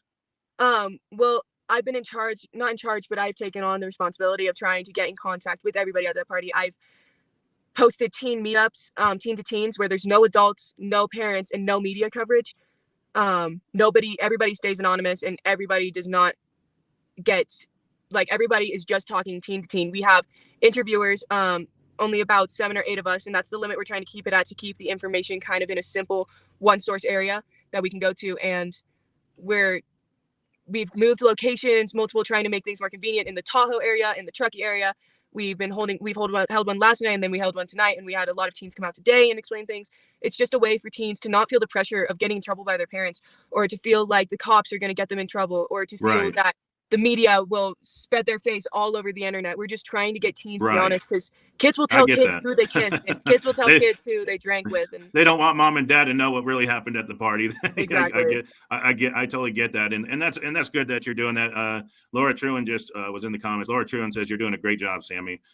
So I'm trying to think, what else can you tell us that can help? Anything specific about that car? Is there anything I don't know? Maybe did the car? Okay, go ahead. Yeah. So a lot of us just remember today, because again, we weren't ever really looking severely at her vehicle when we were just friends with her, but we do all remember that she has a sticker of a bull. We don't have the exact sticker, but it's a sticker of a bull that is right under the windshield wiper. Right under that is where the back windshield, the animal. It's a sticker of a bull, the animal, like a cow with horns. Okay. Right under the back windshield wiper. It's right under that, and her car does have hubcaps, because in a lot of these pictures, cars don't have hubcaps. Her car has Honda hubcaps. Okay. Wow. So look for that car that it may have a bull a sticker of a bull on the back window, that 2013 Honda CRV. It's a silver car. And there's a sunroof as well. And it has a sunroof. Okay, that's another good detail. So it has a sunroof, and it has a bull sticker. There's a sticker of a bull, the animal, a bull, on the underneath the back wiper, the rear wiper, Yes, right underneath it. Okay. Jane Darby's wanting to ask you, anyone that you noticed hanging around her? Was there anybody was hanging around her? Did you notice anybody around her? To be fully honest, I was inebriated at the time, so I wasn't I get it. fully attentive of who exactly was around us. Again, when we were going around together, we were just in a lot of different huge groups of people we had never met, because her and I are similar in the sense that we're both very social. We'll talk to anybody we meet. We love Right. meeting people, and so that's what we were doing and Oh, everything. you girls are amazing. I'm just impressed, but it's so sad that this has happened. I just man, my heart goes out to the family. I just she's a beautiful young girl. She's only I got a daughter the same age. Lord, I can't imagine what they're going through. I just can't imagine. I'm just trying to think. I'm assuming that they're checking mine shafts. Maybe the car went down off the road into a ravine. I don't know. But the phone. What about the phone? Can you tell us about her cell phone? Is there anything specific you can tell us? Go ahead. So it has we're having trouble remembering what color. Like, my cell phone is a green phone, but I have an orange case on it. But we do know that her phone has a black case on it with a sticker on the very middle back that says sex wax on it. And it's an iPhone, not the Samsung that was found. It's an iPhone. So it's an iPhone.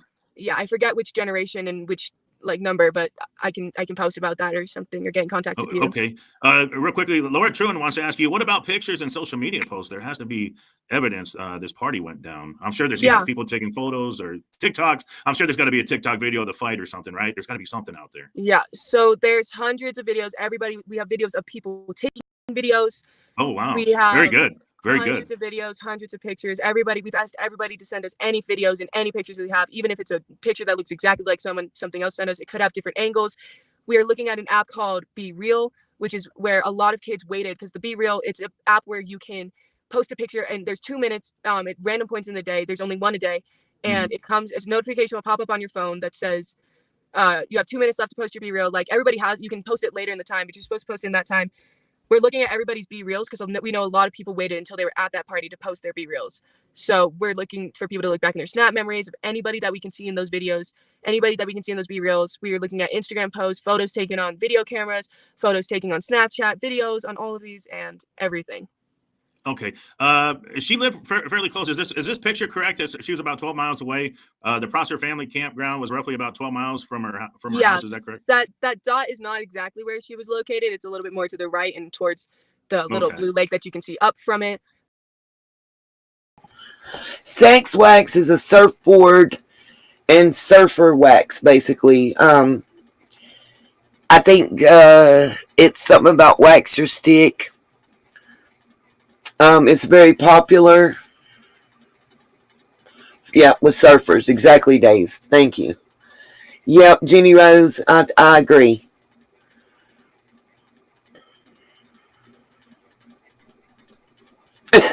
Cherokee girl, you going back to Jody Sue. I know you are. Okay. It was a little bit closer to that lake, but definitely that's about, it would have taken about 30 minutes for her. We've found out about approximately 30 minutes for her to drive that way, 38 maybe. This is crazy. I mean, you knew her, being a friend. I mean, your thoughts on her running away? Would she have a reason to run away? Let me ask a question. If they were such good friends, why has she just learned that it would be about 38 minutes away? I mean, wouldn't she have already known that? Living there in as small a town and community as that is? I mean,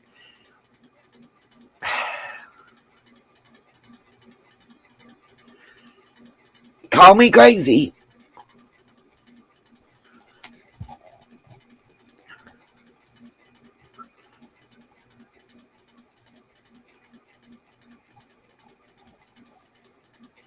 I mean, would you not expect that though?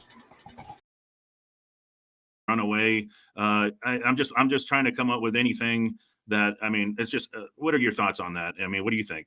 To be fully honest, from what I believe about Kiely, all ideas are still open in the air. But she's not the type of girl to run away. She loves people too much, and she has too much care in her heart to leave people and not leave a note or talk with one of her friends or something. And she is smart enough to know how this would get out and that people would be worried about her. And she's a smart girl. She graduated with honors early from high school and was going to attend college, and she had plans for her life, and she seemed really happy. she And, was and I'm sure she wouldn't want to put her mom through this. no. Her mom just is destroyed. Her mom is her DJ, life. Her mom is fully invested in her life. I can see that. I can see she's got very loving parents, and I could tell this is hard on them. And like I said, our thoughts and our prayers are with the family. We really want the best. We want Kiely to be found. DG's asking you. I think saying I think she's in the water in the car, drove into water. Have they checked the water? I'm sure they probably have, but is there anything you can tell us about? Have they sent dive teams in? Do you know, or anything like that? Or Yeah, so there have been dive teams sent in, and I can pretty much only say that they've done thorough searches through the waters, through the lakes surrounding. They are searching the waters. They are searching the campgrounds and everywhere related lakes that are near, because Boca and Stampede are two reservoirs that are near there as well. And they are doing searches through there every single day. They have been for the past 3 days. They have done extensive searches to points that you wouldn't even believe the FBI and those people would do. So let me ask y'all a question. Would one think that a girl that was homeschooled for the last, I think, 16 months, and who is at the age of 16 getting ready to go to college on a scholarship, would be the type that is going out to party every weekend and every night, that's out doing all the doping and the drugging? Or do you think that that would be more the type that this is probably one of the first big gatherings they've gotten to go to?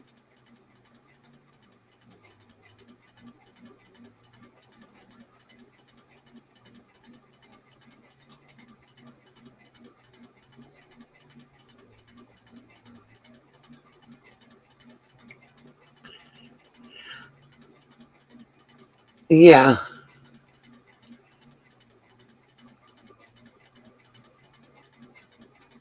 I agree, Blue Willow.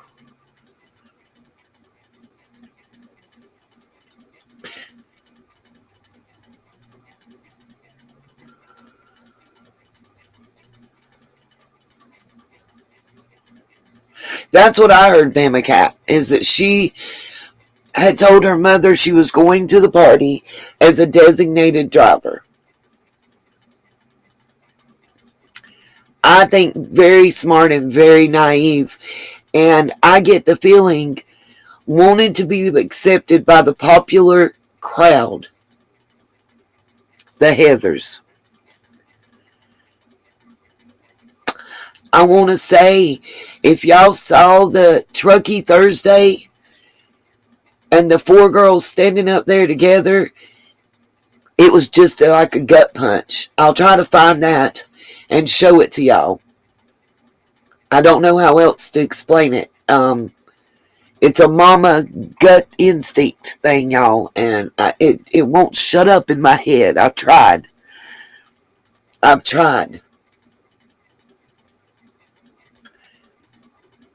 Or peer pressured into trying something she had never tried before.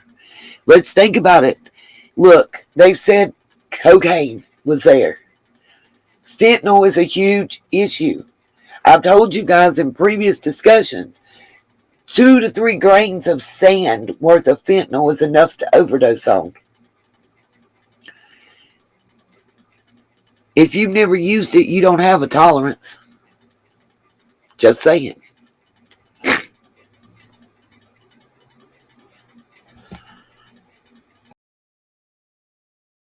They are going. I'm impressed with what I've seen. I've seen some of the photos of the search and rescue crews out there, the volunteers, and no, I'd seen they got a heavy presence. They're working it. They're definitely working it. And we're so thankful to them. Oh yeah, they're definitely working hard to try to find her, and we watch the flight patterns. They got a helicopter. I don't know. Can you comment on the helicopter? Is there something? Is there a reason they're flying in that area? Yeah. I don't know. What's going on? Go ahead. Yeah, so they're flying helicopters around those areas because if they're shining spotlights down to see if there's any reflection, to find her car, to see if they see anybody. We're taught here in Truckee that during the winter, in case there's an avalanche or you're trapped out in the winter, that you can shine a reflective light, like using your phone screen and shining it towards the sun to say an SOS, or to let helicopters and airplanes know that you are out there, and to signal somebody from the ground if you're able to. That's something we're taught from a very young age in our school system. That'll be very And interesting. That's so, very good. yeah, I never knew that. That's very interesting. You taught me something. yeah, I live in the desert. We don't worry about snow. yeah, definitely. But no, I know where you're at. I've been there a bunch of times, and I know they get a ton of snow up there. It's just crazy. Yeah. But no, that makes perfect sense. But so they're flying around looking. So the car's nowhere in the area. She's got to be out there somewhere. Can you share your honest thoughts or opinion as to what you think may have happened to her? Do you care to share that? To be fully honest, my biggest concern is that somebody, and I've said this in other interviews, somebody knew she was drunk, offered to give her a ride home, and they didn't give her a ride home. And they could be across the world at this point with how long she's been gone. And I'm worried that I have a feeling, and obviously, I don't know, I have a feeling that she's still alive and she's still out there and she's still fighting, but that there's somebody else involved. And that's not confirmed. That's just what I believe. I think there has to be somebody else involved in this. I've been getting paid $1,000 a month, if not more, just from this app on my phone. And I don't know if you can see this, but it's called Audible. Okay, so I'm gonna show you right here. I have a check from Audible. This is for. But yeah, it's just. One juror, you already know that those questions have not been answered or addressed. So sad. Rhonda's wanting to ask you, did she wear an Apple Watch? Do you know? Did she wear an Apple Watch? No, I don't believe so. I don't remember ever seeing her wear one. It's not something I pay really close attention to. And we're not the type to be like, oh, look at what I have on my wrist. I'm so rich, so. Yeah, I know. You girls are amazing. You seem like wonderful people. And I'm so sorry that you're going through this. Romans 125:26 wants to know, was there any cameras at the campground going into the campground? Is there any cameras there? No, there's no cameras out there. The closest cameras would be the traffic cameras that start on I-80 near the rec center. It's hard to describe exactly where, but. Couple things I want to say to y'all. Kylie's one of her best friends. She doesn't know if she has or wore an Apple Watch. But she knows where every camera is located along the route that she would have took. She doesn't know until they mapped it out and the police told them how long of a distance it is to get to Kylie's house. But they're good friends. But she knows where every camera is located at the campground and in between. I'm just saying.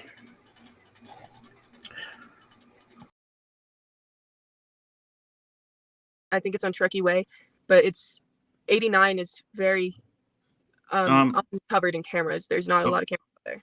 Shani Jones wants to ask you, on your last call, did she let you know who the quote unquote friend was that was driving her home? Yeah, so this is. Pay specific and very close attention. They didn't follow each other on Facebook. They didn't follow each other on Instagram. I don't know about Snapchat or any of the other apps. But the ex-boyfriend and Sammy followed each other on Instagram.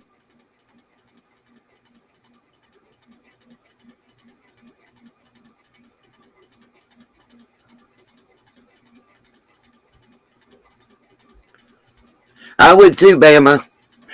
I want y'all to listen. She's going to address the call and the ride home. This is real important. This is a common misconception. She was not being driven home and she was not driving. So, okay. At the end of the party when I saw her, she was supposed to give me a ride home because I had asked her to give me a ride home because I wanted to stay later. I then realized later in the party that I believe she was drunk, and I knew she was drunk, and so I did not want her to be driving me home because I know about drunk drivers and all that. And so and I figured she would be staying there or she would find a ride home because she's a smart girl. She's smart enough to know, she's smart. And so then I found her as I was leaving the party. I was making sure to find her to tell her that I had another ride home and that I loved her and I would say bye and for her to have fun at the party. And then when I left the party, we were pretty much on 89 with my ride. And she called me as I was in the car in the passenger seat, and she was like, hey. This is your good friend. You think she's too drunk to drive you home, and you know all about drunk drivers. You don't take her keys. You don't offer for her to ride home.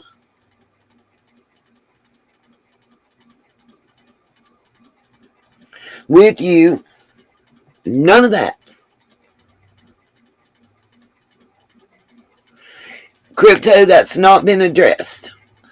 But I'm going to show y'all a little bit, snippets of some law enforcement statements and a timeline. By the way, she states that it was a party that she's very social, and she was overwhelmed and intimidated by the party and the amount of people and the type of people that were there. But yet, you left her there alone. Muffin Top. Listen to what she says before the passenger seat when she stumbles over her words. She almost says she was driving. Just listen. Where are you? Do you still need a ride home? And I was like, no, I'm okay. Like, I'm in the car right now. I'm like getting driven home now. But Kiely. Did you hear that? Do I need to rewind it? No, I'm okay. I got a ride home. I'm in the car getting driven home. Why did she change it?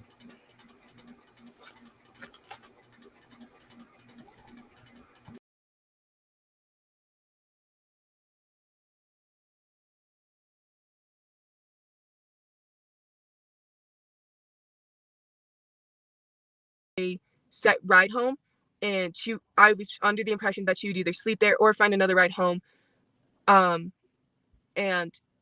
it was not known that anybody was going to give her a ride home. She was not, when she called me, she was not in a car. I could hear the party and many people talking in the background.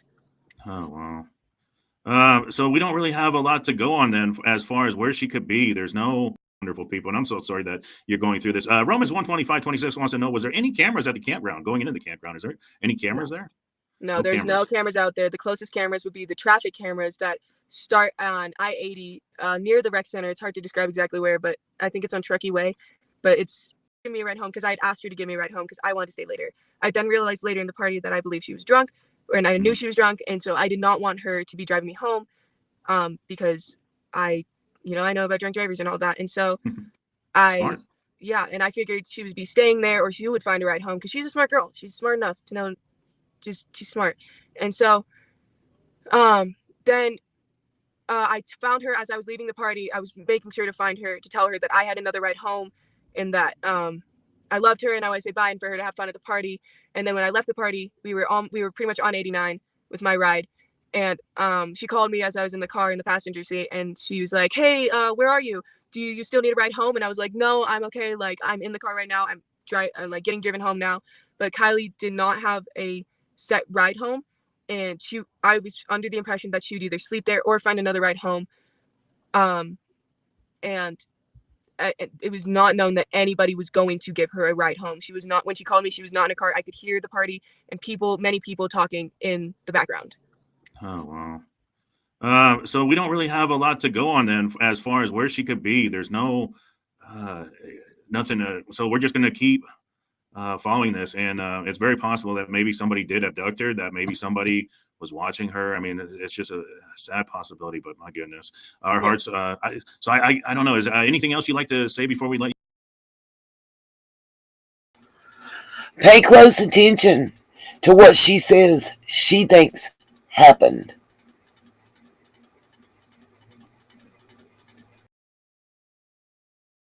Going. I know you're busy. I don't want to keep you tied up with us, but I greatly appreciate all your time. Sammy, you're an amazing girl. I know you got a great future ahead of you. Stay strong.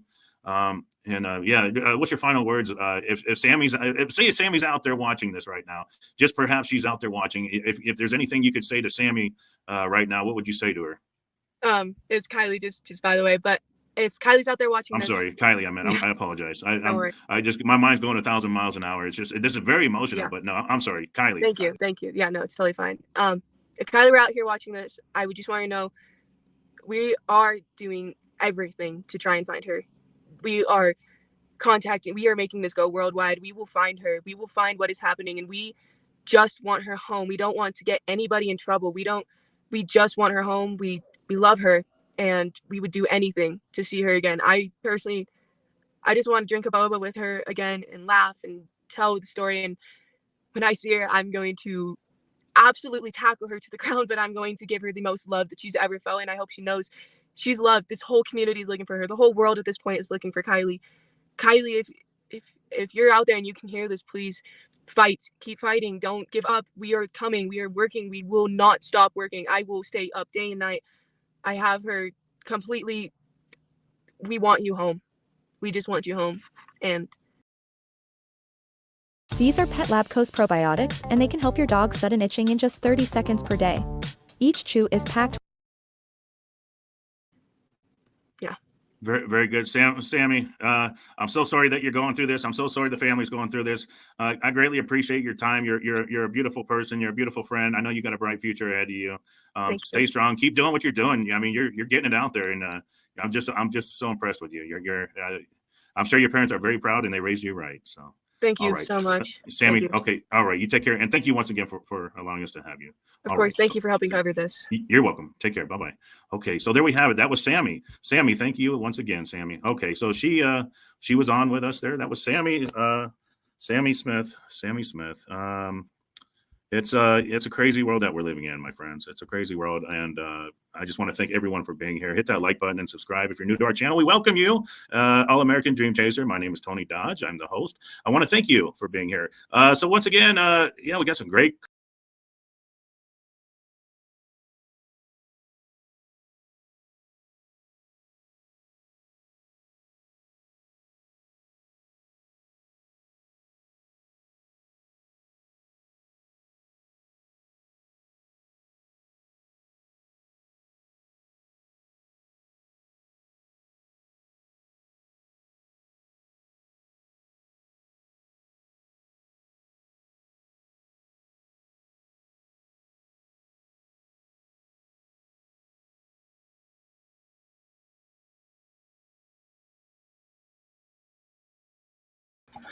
I'm going to share this video that I did. I want y'all to see what the officer had to say in this little clip.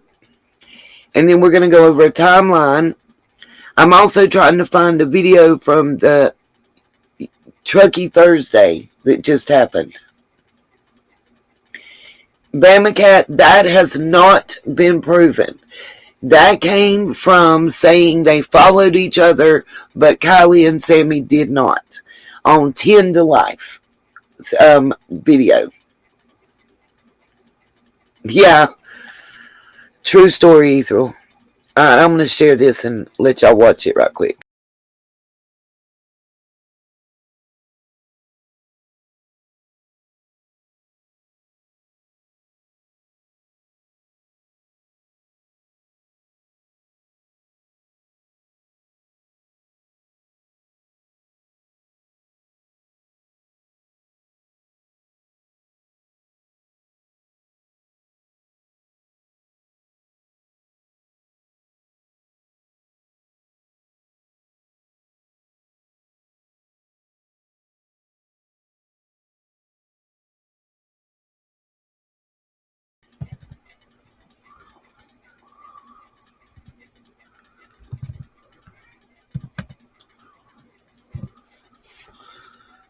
Then select option 7. You'll see that scrolling across the bottom of the screen.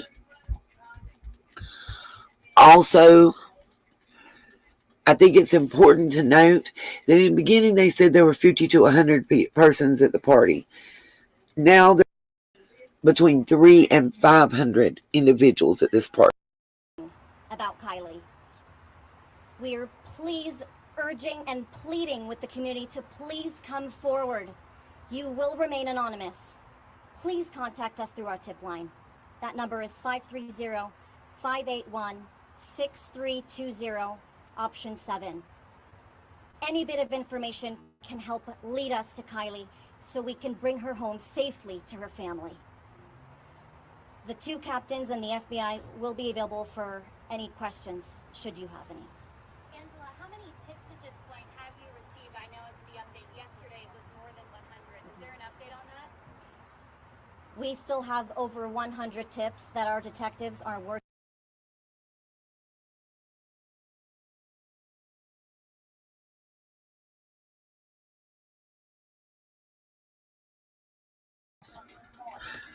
It's also important to note that, again, the tip line, area code 530-581-6320, select option 7. If you have any pictures, any video, anything from that party, Kiely or her vehicle. That's why we are urging anybody who was at that party that evening to please come forward. We need to find Kiely. Angela, another question for you. Unfortunately, people in our region, NorCal, go missing. It's so rare to see this incredible of a response both from law enforcement and the community. How and why is this specific case receiving this response? We want to leave no stone unturned. We take this case, just like any other missing persons case, extremely seriously right now because she is a minor and she is missing and we cannot locate her or her vehicle.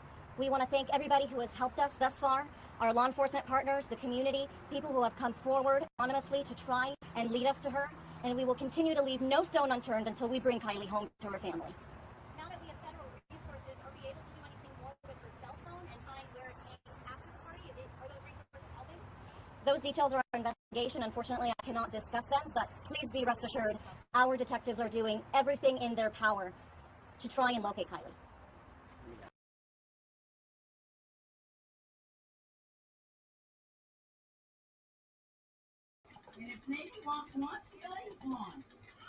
okay, just to recap, what you're about to hear is very important. He's about to go over the timeline about when her phone last pinged. I'm going to play this, and when he gets done telling you that, we're going to go to the next clip. Reason is, I want to show you several clips, then we're going to go over the timeline that I prepared to talk about.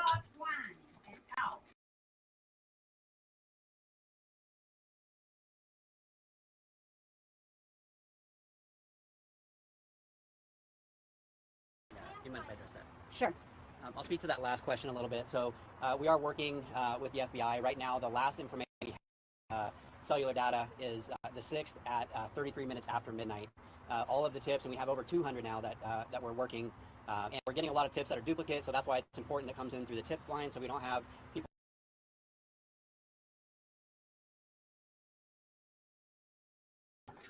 Now remember, he just told you 33 minutes after midnight. Remember that.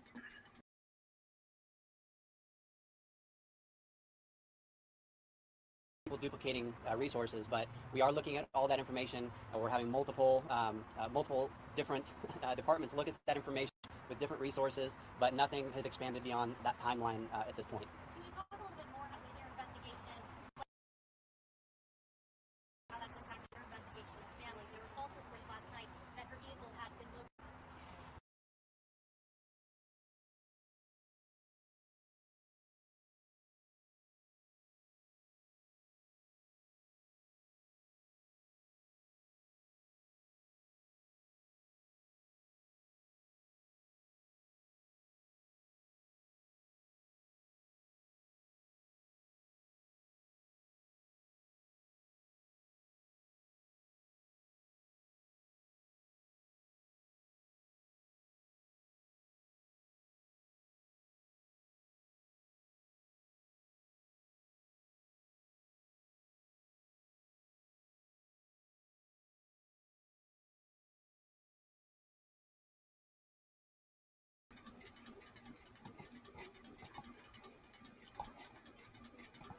This is a community meeting.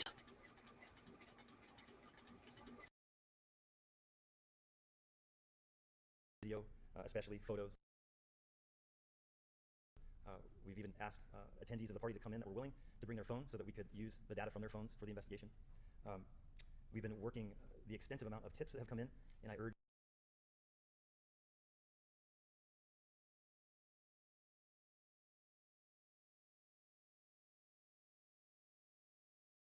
everyone to continue that effort. Make sure that you're anything that comes up that you think of, please call that tip line.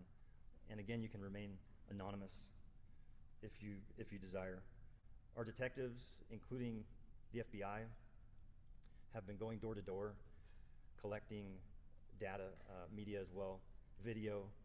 They've been going to residences, collecting Ring camera video, anything that they can, gas stations, We've been asked, you know, what about cameras at intersections, cameras here? Everything we're taking into consideration at this point, and we're collecting. I'll just end with 12:33 a.m. was the last known time that we have for Kiely. Anything after that, we have not been able to find. And so please, again, we urge, we beg you that if you were there, you know something, please come forward and give us that information so we can continue our investigation past 12:33. Thank you.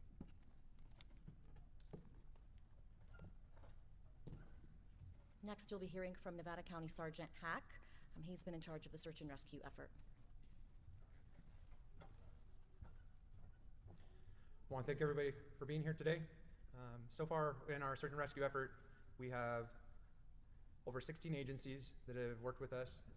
We have in the field today, again, over 100 volunteers searching.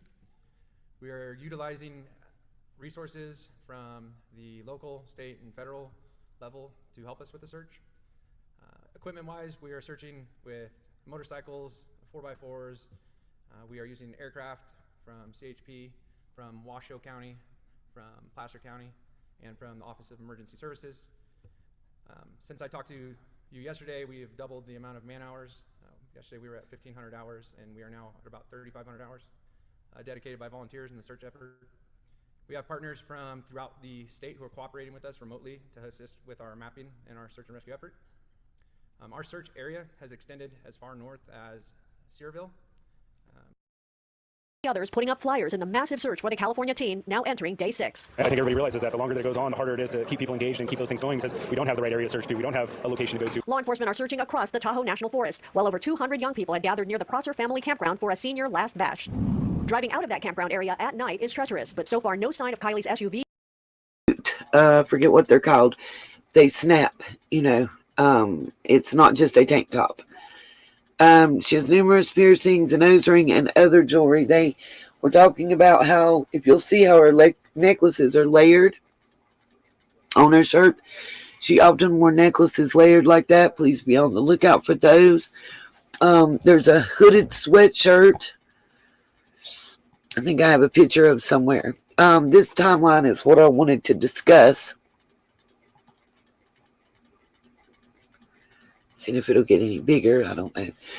She was last seen August the 5th at a party at the Prosser family campground near Truckee. Sammy, her friend that we saw speaking, if you heard, I played the audio. If you didn't, I hope I didn't lose it. Anyway, she arrived at the party at 9 p.m. Kiely arrived at the party at approximately 10 p.m. with her friend Magdalene Larson. Mags left within 10 minutes of arriving. For me, that's an indication that Mags didn't really intend to be at the party. She was either just meeting her boyfriend or she got Kiely to come there when she wouldn't have any other way.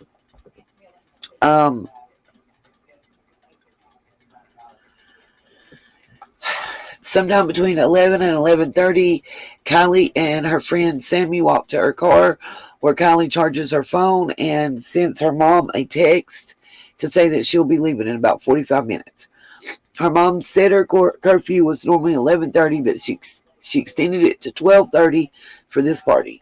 When Kiely, Sammy, and a few other friends are in Kiely's car, Sammy asked Kiely for a ride home because her ride was leaving and she wanted to stay at the party longer. They got out of the car and went back to the party.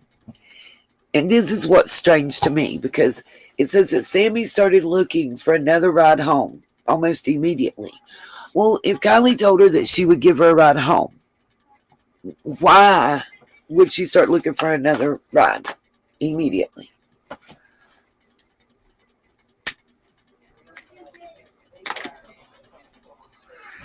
Okay, so they went back to the party from around 11:30 until midnight to 12:25 a.m. What happened during that 30? I put 85. It's supposed to be 65 minutes. What happened during that 30 minutes to an hour? What changed everything during that time? Because At 12:25 a.m. is the last time that Sammy says she saw Kiely and said goodbye and told her she loved her and everything else. But at 12:25 a.m., Sammy decides that Kiely's too drunk to drive her home. That she doesn't want to ride. And these are her words, not mine. That she does. She did an interview, and I forget the guy's channel. And she's been on Entertainment Tonight, and she said the same thing on both of those, was that Kiely was too intoxicated, messed up to drive, for her to expect her to drive her home. Well, my thing is, so you just left your friend, and where 200 to 300 strangers are that you said gave you a creepy creeperton type feeling. You left her there alone.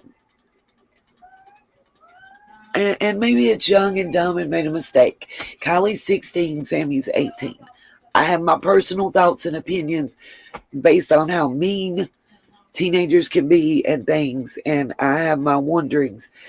But I also kind of feel like that we may find this little girl's car somewhere where she tried to drive and couldn't. I think that's the biggest fear, except for certain inconsistencies. At 12:36 a.m., Sammy says she, quote unquote, saw a call from Kiely, and that Kiely sounded like she was still at the party and was asking where Sammy was. Now, the problem with this is what we're going to say about law enforcement. Her phone last pinged at the party and no one saw her leave. Receptors to the things we do to get people to talk. And Greg, Mark. Law enforcement says that her last phone activity was at 12:33 a.m. But Sammy says that she called her at 12:36 a.m. Law enforcement has spoken and said that they have not verified that, basically. I mean, not their exact words, but that's basically. This is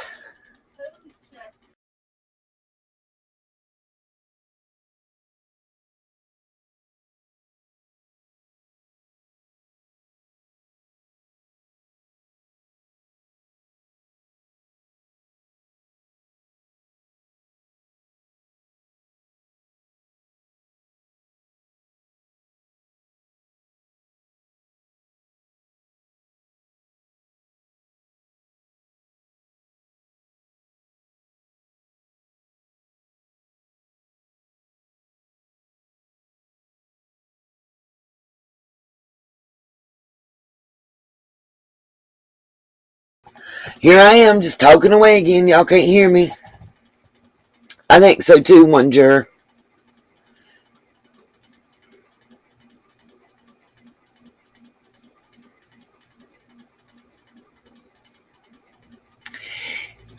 Here is Mags, the best friend. I'm going to show y'all a clip of her interview.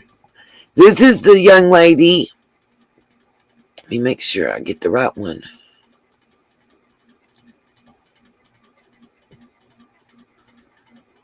Okay. This is the young lady that Kiely brought to the party that left with her boyfriend in less than 10 minutes. Then I think I found the interview I was talking about where the strange looks passed between two girls. But here's this.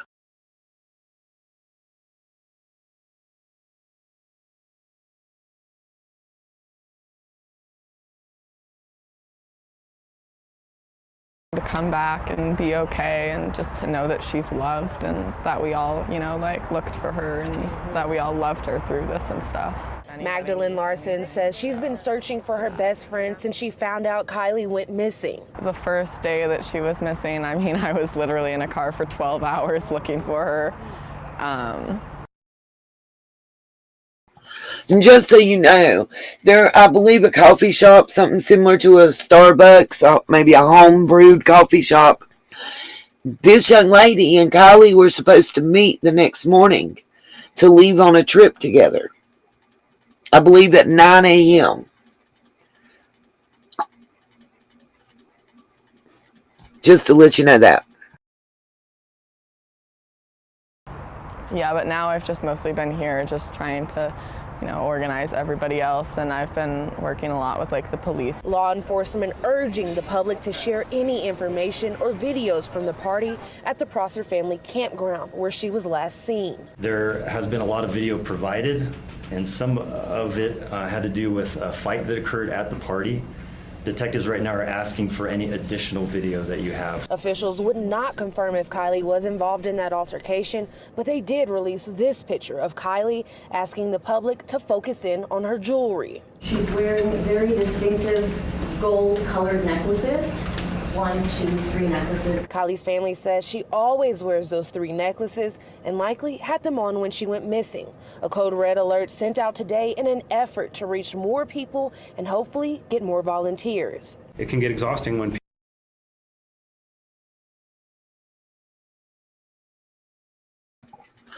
The presser you saw right there is the one I was talking about. Where you see the social media ladies in the tank top dress. That's the one where she unrolls that picture and says that the family sent that picture. It's a recent picture that shows her jewelry very clearly, and that the family asked that they call attention to it. Little Dev, he's made no mention of it. Last I saw, TIR and Chris, was it Cadillac something? Rodini. I'm trying to say it properly. Here is the interview I was talking about. And I'll pause it to show you where I'm talking about the look passes if y'all don't see it. Let's see.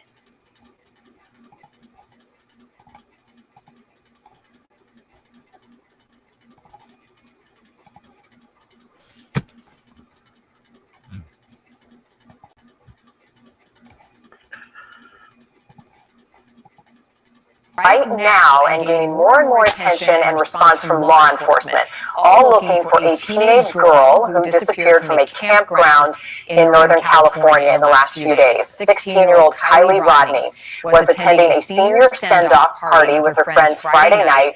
She has not been seen or heard from since. The FBI is now involved, and authorities say they are looking at a potential abduction. We want to give you a close look at Kiely tonight, and this was captured on surveillance video just hours before she was last seen. Police are looking for her 2013 silver Honda CRV as well, but you can see her in jeans and a black tank top with a black belt prior to her disappearing. Correspondent Nancy Liu joining us live this evening in California. Nancy, her friends, Kiely's friends, are saying they believe that something bad happened to her. They were also the last people to see her before she went missing.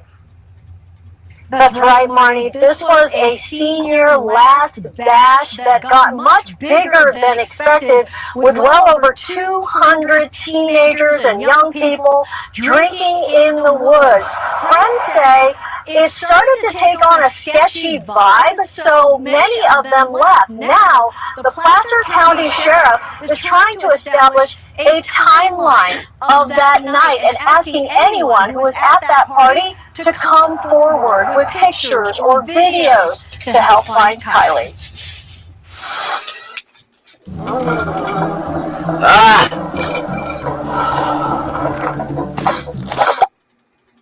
She sent me a text at 11:30 telling me that she was going to be leaving at about 12:15 and coming home. And she said, "Okay, Mom, I love you."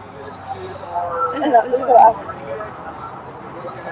16-year-old Kiely Rodni was last seen at a senior going-away party near Prosser Family Campground, north of Lake Tahoe, Friday night. Where that white car is where the majority of kids were standing, and between these 3 trees right here, this is where the lights were hung up. A friend showed us the area where an estimated 200 to 300 young partiers had gathered. There were cars all up in here and all back in there. A lot of older people started showing up that people didn't know. Like, a lot of drugs were involved, like drugs that we don't typically have just in parties. And our parties also just aren't normally that big. Kiely Rodni was last seen around 12:30 in the morning. I went up to her and I said, "Hey, I got another ride home," because she was meant to be my ride home, but I used to talk to David to get me home. So I said, hey, I found another ride home. Like, I hope you stay safe. Like, I'll see you tomorrow. Like, I love you. Like, have fun and stuff. I think it's totally possible that somebody could have taken her and maybe offered to drive her home. If you have her, please. Please give me my baby back. 16 local, state, and federal agencies are searching on the ground, in the air, and the water, looking for Kiely and her 2013 silver Honda CRV, but saying so.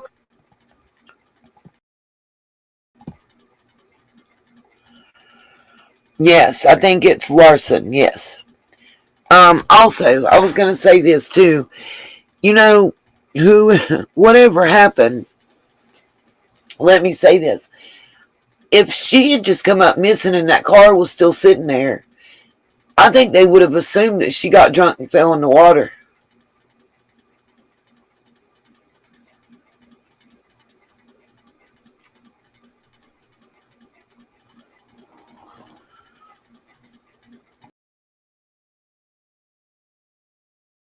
So far, there's no evidence she was abducted. We're not ruling anything out, and that's why we're kind of pulling out all the stops. We have the same fears and concerns that any of the members of the community and the family have, so we won't rule any possibility out. Friends discounting the possibility Kiely tried to drive home on the dark campground roads and accidentally went into the lake. They've searched into the forest, they've searched into the water, they've searched in every single place, and there's no tire tracks or anything from what I know. Police have issued a $50,000 reward for information and are asking anyone with photos or video of the party to come forward. We do want to stress that we have absolutely no interest in prosecuting or arresting anybody who showed up to that party Friday evening, whether it be for underage drinking or any type of drug use.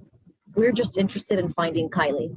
Finding Kiely is our top priority right now. Friends are holding on to hope for a happy ending. She was just like, she's just a beautiful soul. You know, she's so sweet.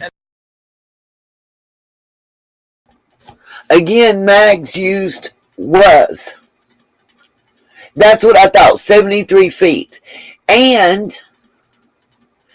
they're experiencing a huge drought.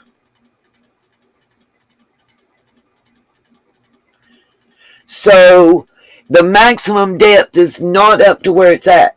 Now this is what I want y'all. Remember I was talking about the girl?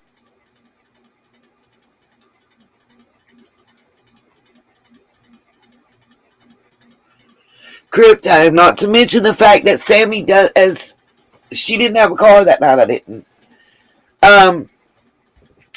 Remember I was telling y'all that there was some strange looks by the girl with the purplish gray hair? That's the girl with the purplish gray hair. I'm not sure if this is the interview, but just watch, please, and see if y'all pick up anything I did. And so vibrant. Now, police say the last known activity on Kiely's cell phone was at 12:33 a.m. That's just after her friends last talked to her. Kiely Rodni, described as 5'7", 115 pounds, blonde hair, hazel eyes. She was last seen wearing that black tank top and green pants, and she has a nose ring and a tattoo of the number 17 on her ribs. And Marnie, there's also talk that she may have borrowed a sweatshirt, so she may not be in that black tank top because it gets very cold there in the Tahoe area at night. So she may not be in that black tank top. She may have put a sweatshirt over that outfit. Yeah, something for people to keep an eye out for. Nancy, I mean, 200 to 300 people at this party. I mean, this was a big party on Friday night. There were a lot of people there. Teenagers had their cell phones out, filming everything always. So you have to imagine that anything they have to share would be critical right now. But it does sound like the sheriff's office is at a crossroads right now, worried that partygoers are not coming forward. Yeah, you're absolutely right. I mean, there was underage drinking. Priority is finding Kiely. Bring her home safely to her family. All right, Nancy, thank you. I want to bring in Jennifer Coffendoffer now. She's a retired FBI agent. She has been following Let's start real quickly with the amount of people that were there, potential witnesses to her either disappearing or someone taking her, whatever may have happened. How difficult is that for law enforcement to piece through all of these people, reach out to them, encourage them to come forward with anything they have? Well, it's going to require a lot of time, a lot of manpower, a lot of agents and officers spending the time to contact each of these individuals, to get their phone, to look for videos. It's going to be intense, but I will say this. With that number of people there, it increases the chance that somebody saw something. So I like the numbers from that standpoint. Help to clarify, early on in the investigation, this just happened on Friday, early morning of Saturday, that police were treating this as a possible abduction. They seem to walk that back a little, encourage people to speak up. I think the reward is important, but what's more important to me is the fact that local law enforcement has come forward and said, listen, we're not looking at giving you, possession charge for drugs or drinking illegally. We want to find Kiely, and I think that should give a peace of mind to all those witnesses that were there to come forward for the sake of Kiely. Right. The priority is bringing her home tonight. Jennifer, as always, thank you. And if you at home have any information on the disappearance of Kiely Rodni, you can contact the Placer County Sheriff's Office. We've got the number on your screen. They're also searching for her silver Honda CRV at this hour. Every single missing person story, Kiely's included, is important to us. And every week we bring you these stories in our missing series. If you have a loved one who is missing, or you know of a case that you want us to be covering,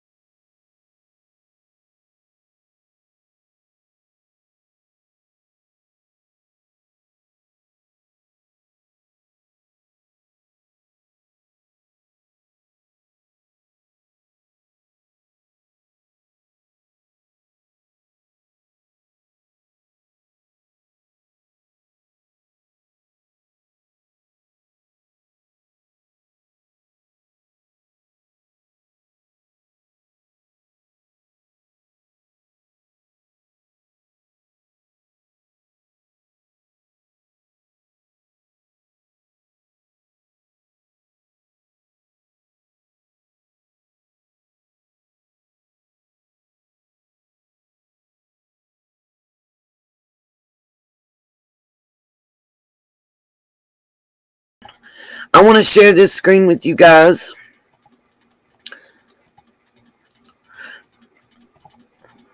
Here's a Google search I did.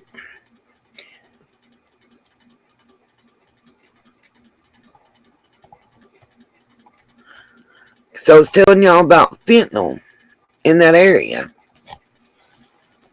I'm just waiting on it to show up on the screen. Placer DA files murder charge against man in Roseville teen's fatal fentanyl overdose 16 hours ago. 20-year-old facing murder, felony drug charge. That's the same overdose. Fentanyl poisoning 35 minutes ago.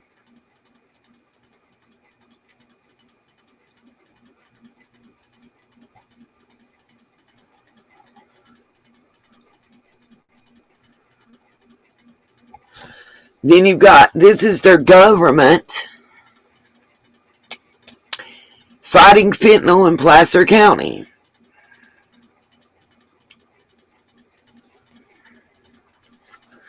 Placer County partners raise awareness of increased fentanyl. That was April.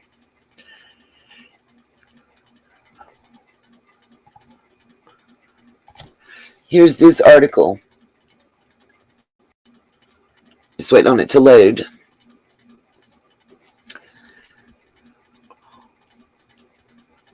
Roseville sees 4 fentanyl overdoses in 36 hours, alarming Placer County authorities.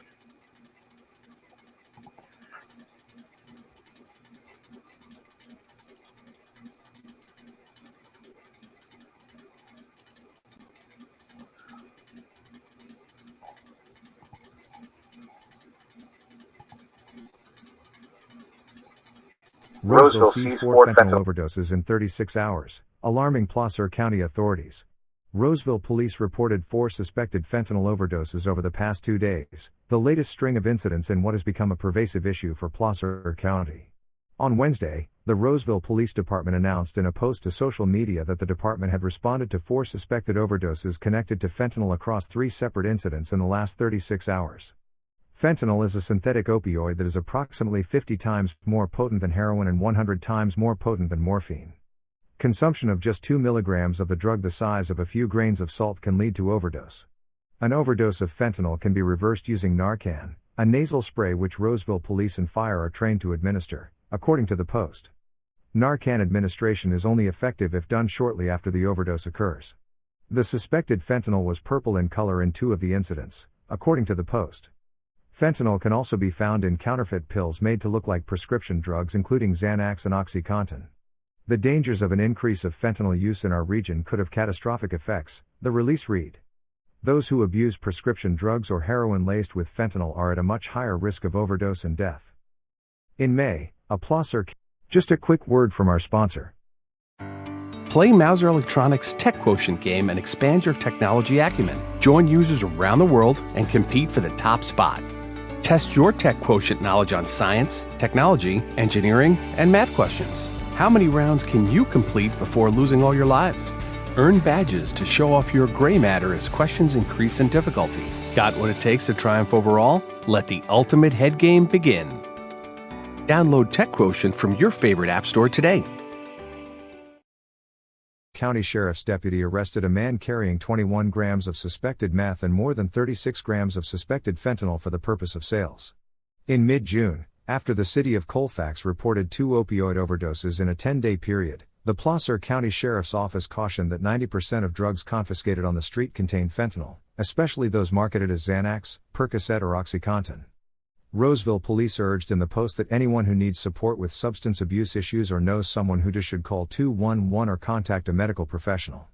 This story was originally published August 3, 2022, 5:24 p.m.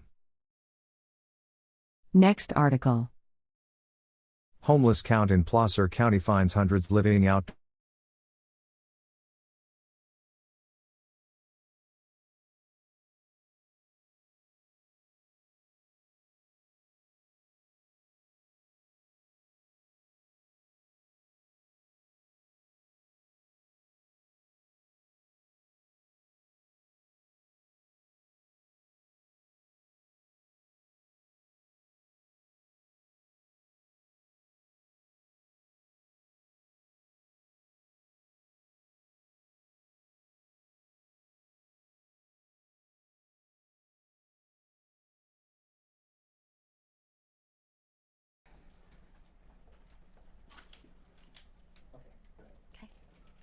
Good afternoon. My name is Angela Musalam. I'm the Public Information Officer for the Placer County Sheriff's Office.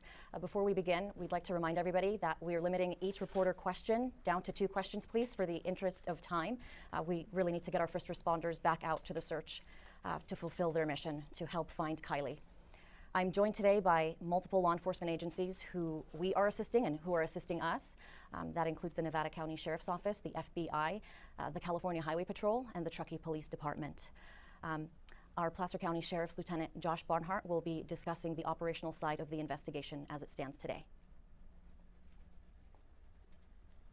Good afternoon, everyone. I'd like to start with Kiely and her family and just say that we are continuing every effort and every lead possible to this point. We've been in communication with the family constantly, in-person meetings with them to ensure that they're receiving every bit of information possible.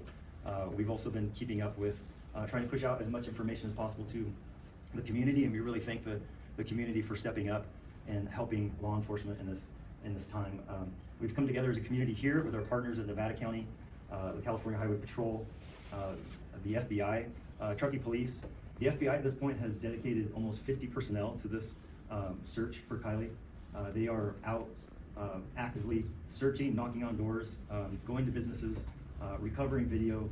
At this point, we've collected just a ton of information and video from gas stations, private businesses, private residences, ring cameras, etc. And so we're trying to decipher that information to make sure that we're picking up on any tips. Again, we'll refer the public to the tip line. Please, please, please, if you have any further information for us, call that tip line and we'll follow it up. I'll open it up to any questions. It's been now 5 days since she's been missing. What's the newest update that you can give us, and do you have any new leads at this time? So we do not have any new leads, and that I can tell you is very frustrating for us. And so we'll reiterate that anyone that was at the party that night, please come to law enforcement. Please go to the tip line. It is anonymous if they want to remain anonymous. We can't urge enough that people that were there know something. If you know something, please say something. Come forward about Kiely's disappearance. Have a lot of kids turned in video from that night because they record everything these days? Yes, there was a lot of video at the party. We've done a really good job of trying to collect that, as much of that as possible. That obviously takes time to review, hours and hours of time to review, but we're trying to narrow down the scope, and that if Kiely was seen in any of those videos, we are following up on it, yes. We're going to continue on to the search and rescue portion of this investigation, which is one of the most important portions of the investigation. I'm going to introduce now Nevada County Sheriff's Office Captain Sam Brown. Yeah, thank you everybody for coming out. I think to start off, I just want to emphasize that we're still in unified command with the Placer County Sheriff's Office, and we're trying to gather as much information as possible, and we're really thankful for our partners. Everybody's mentioned them before, and there's tons more agencies that aren't here present that are participating, especially in the search for Kiely. To date, we have about 3,000 man hours of searching that's gone on, and we're going to continue those search efforts going forward. We've had anything from air support, ground pounders, canines, UTVs, side-by-sides, boats, air support from the state, local, and even at times federal resources. And so there's been nothing held back resource-wise in an attempt to try to locate Kiely or any clues thereof. One thing innovative that the team came up with while we've been dealing with this is a way for the community, who has been extremely supportive and extremely interested in wanting to be participants in what's going on, and who are going out actively into the field and searching. Our team was able to create a map that will allow folks in the community who are going out to track their tracks so that we can monitor and see those types of things and see if that adds some information. I'm not sure that this has ever been attempted before. We do have some concerns that it could shut down our system if too many people are logging on. So hopefully the folks that are logging on and uploading tracks are doing so justifiably and with good intention. Because if it doesn't work out, we would ultimately have to shut it down if it stops the progress or creates some problems. But those folks who have gone into the field or are going into the field on their own volition as citizens in the community, or folks who have come here to help out, there's a process that they can log on, gain access to the CalTopo app, and be able to submit tracks to our team who has some overhead and is able to review it and put that into our mapping process, but also allow us to keep going on with our professional searchers and the folks who are moving forward in business.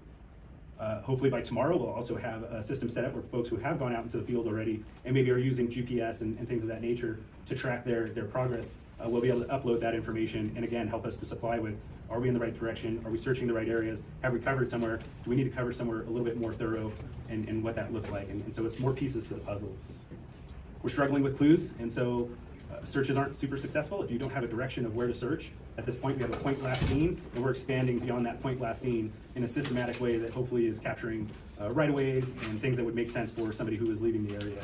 And we're doing the best that we can in an attempt to locate Kiely. Folks who have tips, again, I'll emphasize what was said by my partners. We need people to call into the tip line, provide information, and do a good job. We're extremely lucky here. We're in Nevada County right now. I know we're partnered with Placer County. I could probably say the same for their community as well, just as I've seen the folks that are coming here, and it's a mixture.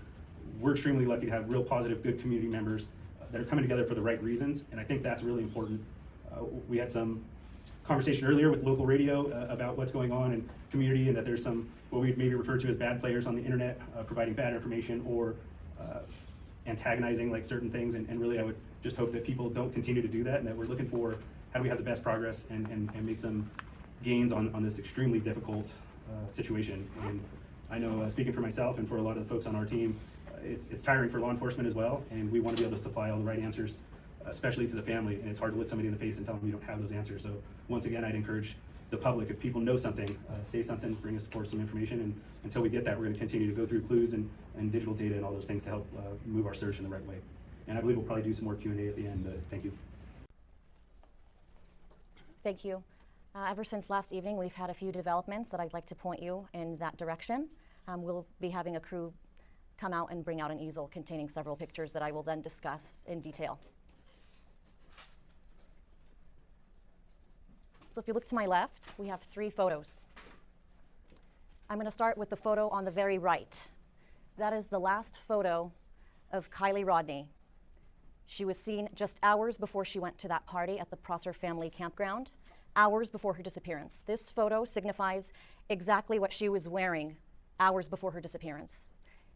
You can see she's wearing not a black tank top, but a black bodysuit. She's also wearing a black studded belt, green Dickies pants, and black Vans shoes. This is what she was last seen wearing just hours before her disappearance. I'll point you to the first photo on the left. This is a hoodie that was loaned to Kiely on the day that she disappeared. This item is of significance. We believe that Kiely was still in possession of this hoodie when she disappeared. And the photo in the middle is an actual photo of Kiely's vehicle. It's a 2013 silver Honda CR-V. We continue to investigate every single lead that comes to us. We continue to exhaust every lead. We urge the public to please, if anybody knows these 200 to 300 juveniles and young adults.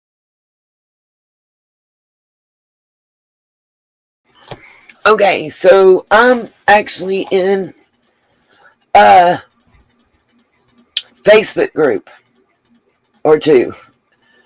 Here's a, yeah, the shoes didn't look like black Vans, I agree. But also the pants don't look like they're green Dickies. That surveillance video, the color's off. So I found a couple pictures that I want to show y'all.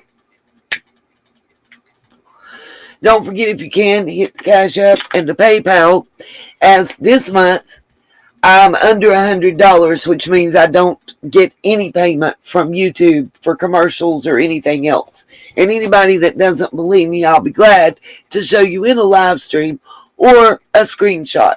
I'm at $94 and some change. So it's not happening. Anyway.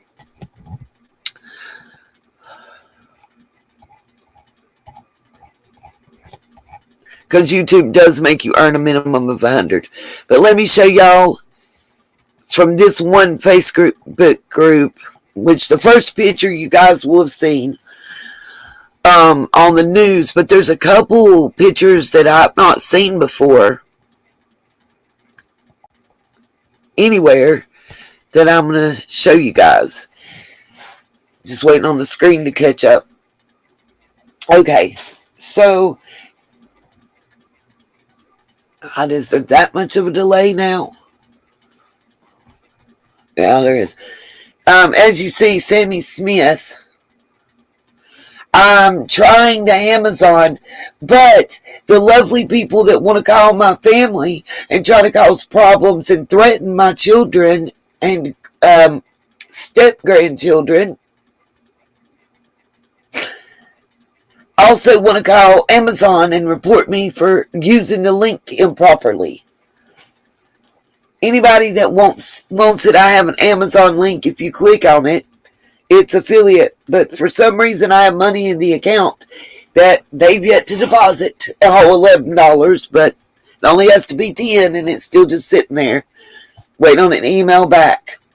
Anyway, this is one of the pictures that Sammy provided of the party. Now, guys, this don't look like 300 to 500 people.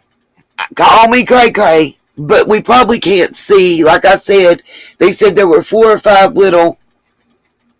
Oh, yes, I am serious. I can't go into it. I'm not allowed to say anything more. But they're wonderful sunshines. Oh, it's more than y'all know, but I won't. You're not gonna stop me and make me back down. Threaten me, that didn't work. So now, you know, I got nothing to lose. Yeah, email me, please. Anyway, This one is the picture that's been widely circulated on the news and everything else. Here's a couple pictures that just have come up. As you see, they blacked out to where you can't tell, who's who or whatever.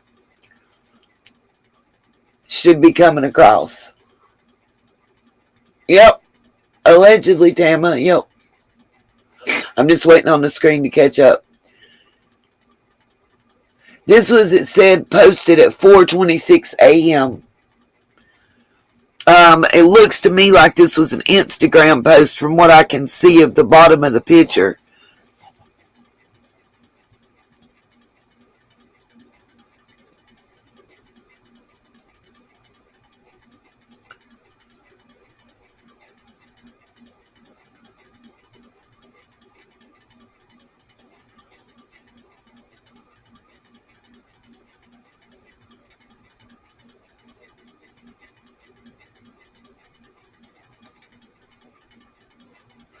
This is when they posted the picture. This doesn't say when the picture was taken. I can take a picture at 3 in the afternoon and post it at 5 in the morning. And, kind of similar to what we went over in Summer's case. But this is one of the pictures that's recently been posted to the Facebook, missing Facebook group I'm in. I'm in about 4 groups already for this case alone. Just this case. This is another. It should switch over to the next picture. These are the only 3 that I found so far.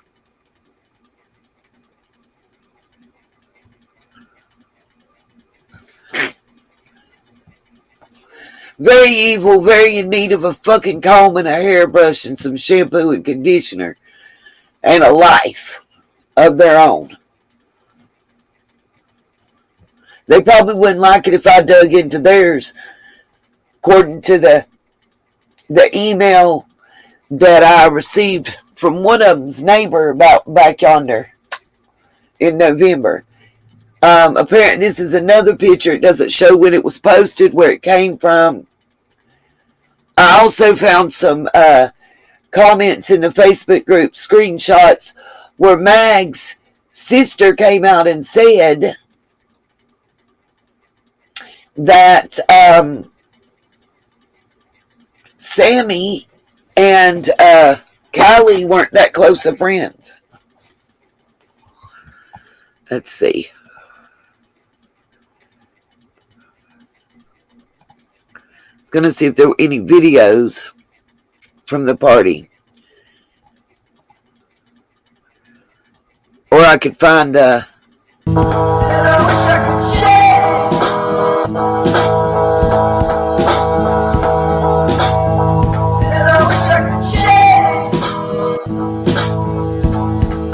can't play that, whatever that is. Sorry. Come on, stop. See, this is why I can't be on Facebook. It be doing dumb stuff.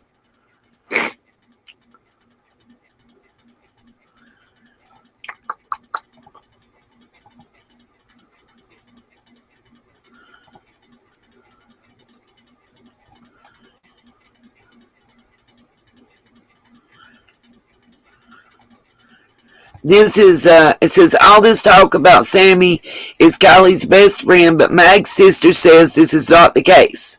So why is she front and center?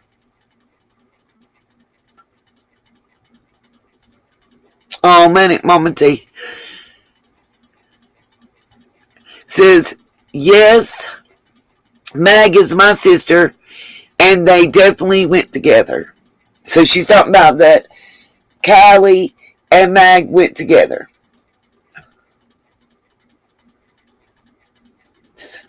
Wow, April, that's crazy.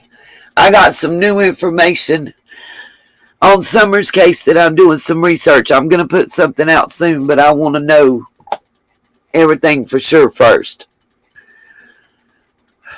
Do you know anything about the friendship between Kiely and Sammy? And this again is Mag's sister. I did, September. Thank you. I messaged you back in Facebook. She says, just that they're new friends and not what I would consider close at all. Kiely has a very tight-knit group of friends.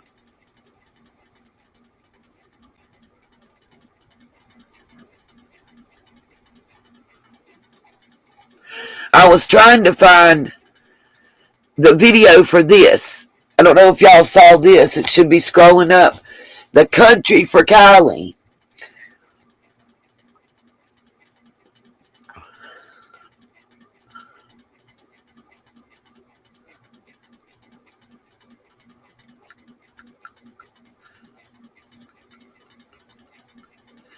Concert that's going to be being put on.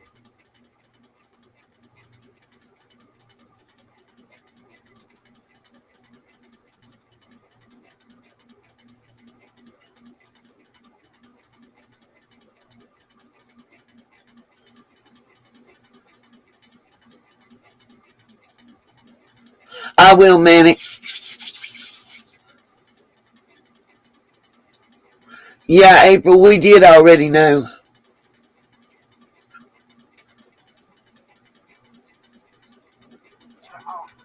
Got you. Thank you, September. I just think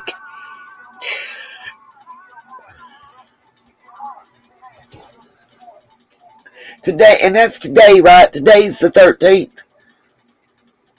Oh.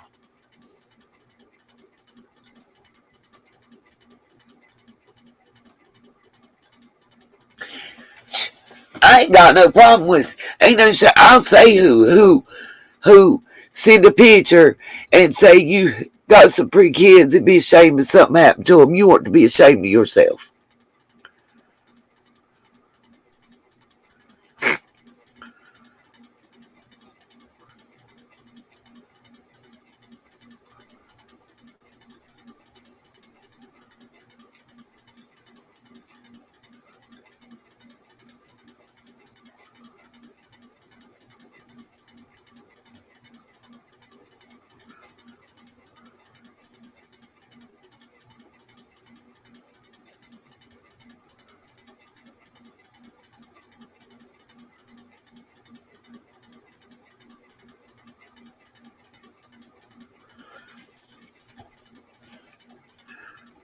We're just scrolling down through here to see.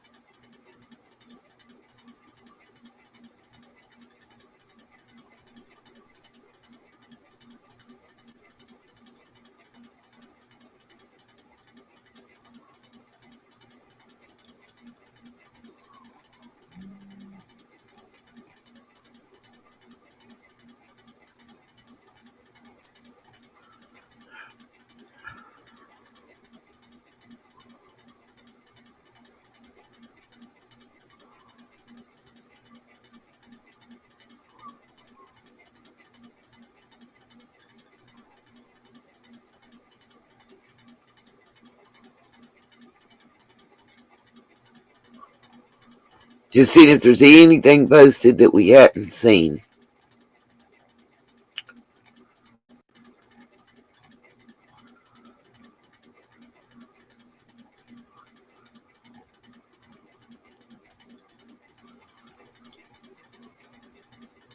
Oh, if y'all want, let's see if we can pop this up. Hold on. All of the adults, all of the parents, please do not come to this. You can drop off your kids and drive away. Drive away as far as you can so that they cannot see you cannot see them, you can hear anything. In case y'all hadn't seen this, let me rewind.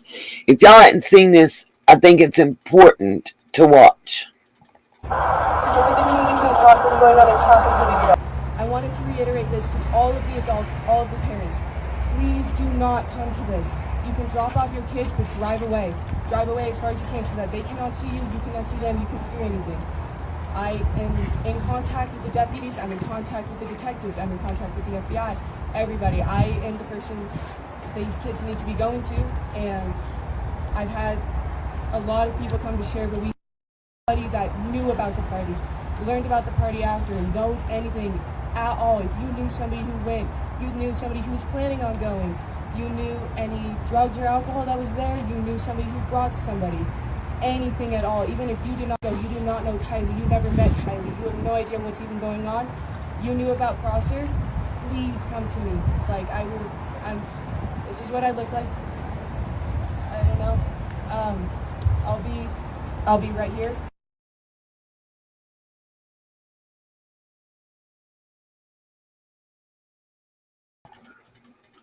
For those of you that haven't seen that before and didn't know exactly what that was actually Sammy speaking before a presser.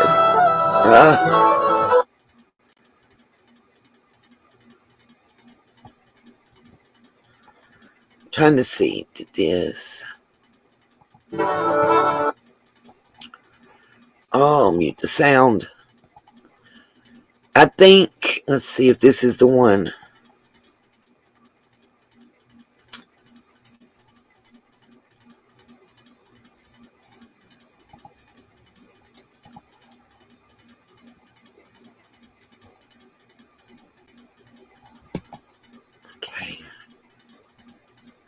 So with the community talk that's going on in Kansas. That's where Sammy was up talking about the teen-to-teen meetings right before the presser.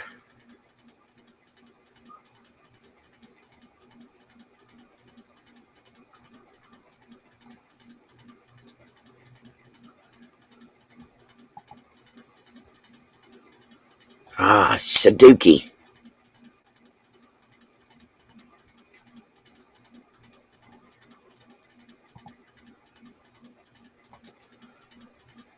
It's not gonna let me. That's the boyfriend and the ex-boyfriend and the other girl. It's on Twitter and it won't let me play it because I don't have Twitter. Told you I don't have the Twitter.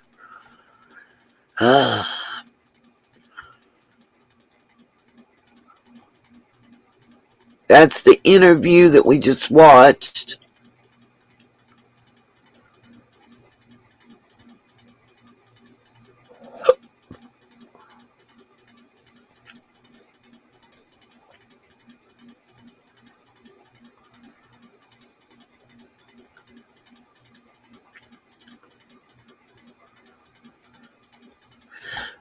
Right here, 12:33 a.m. that morning. Her phone last pinged near the Prosser family campground within Tahoe National Forest before it turns off, according to Placer County officials.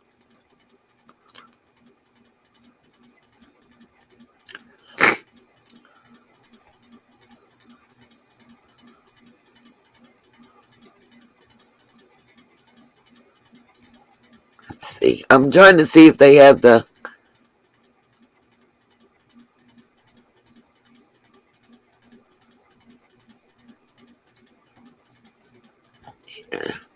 Trying to see if they have either the video that I watched that I can't find from the Truckee Thursday night. Here's the picture we was just looking at.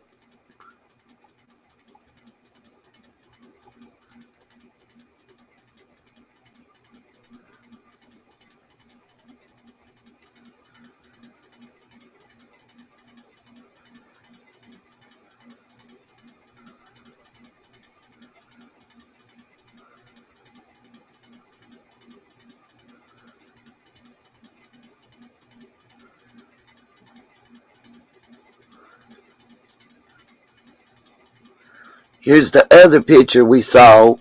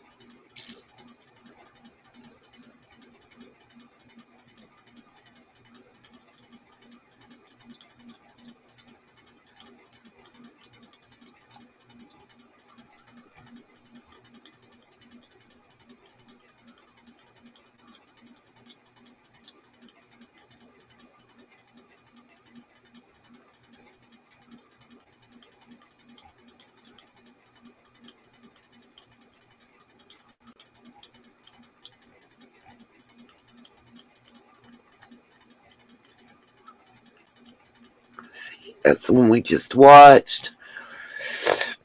I'm not seeing anything different. If I find any other pictures or video, I will upload them either in the community tab section or I'll make a video for you.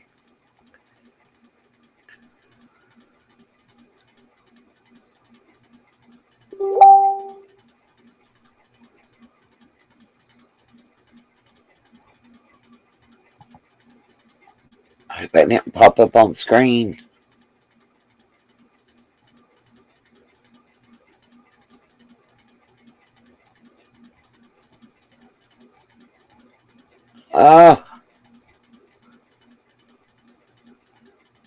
Here's the one I was looking at for, I think. Let's see.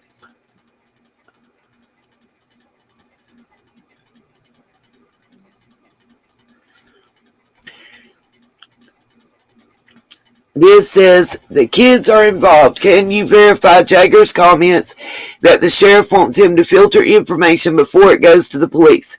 These kids are hiding something, and that should be addressed. No one finds it suspicious that this girl, Sammy, who wasn't even close with her, and they aren't even friends on social media, who also has dated her boyfriend, is so overly involved with no emotion, and are trying to control the situation. These kids know more than they're saying. The Placer County Sheriff's Office responds to this lady. That is false. False is in all capital letters. The only tip line is, and it's the number I have going across the bottom with option 7 or the email at ca.gov.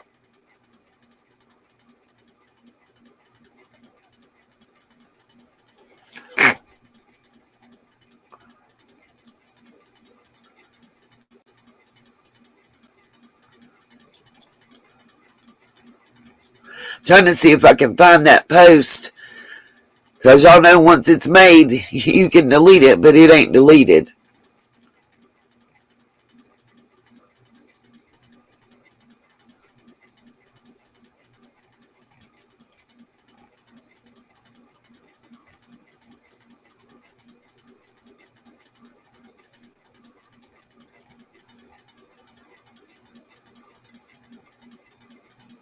Yeah. Oh, here we go. Found it. I knew if I'd be patient. So here is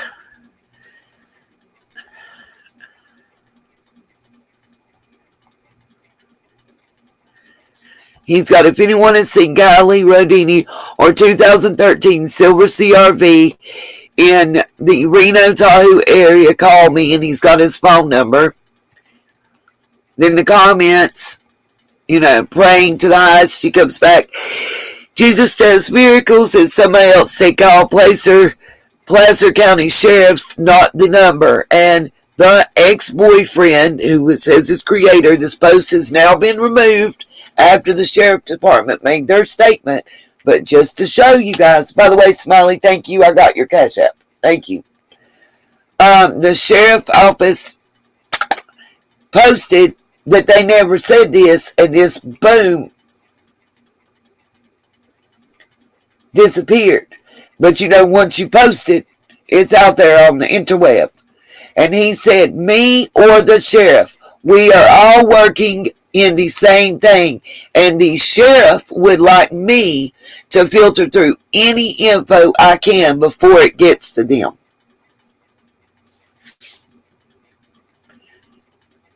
This is the ex-boyfriend that somebody was in the chat defending.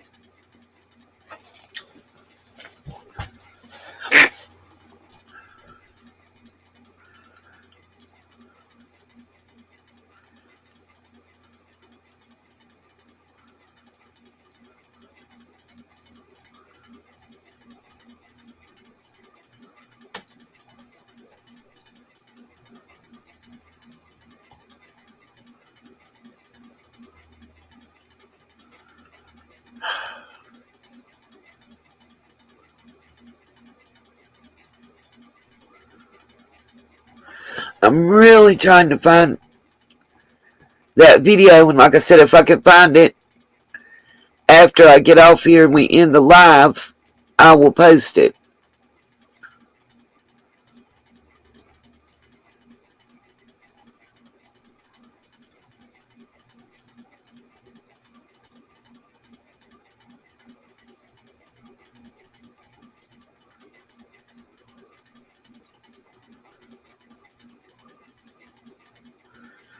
I agree, the party pics do not look like they reflect hundreds of people. Let's see if I can get this bigger, y'all. Hold on.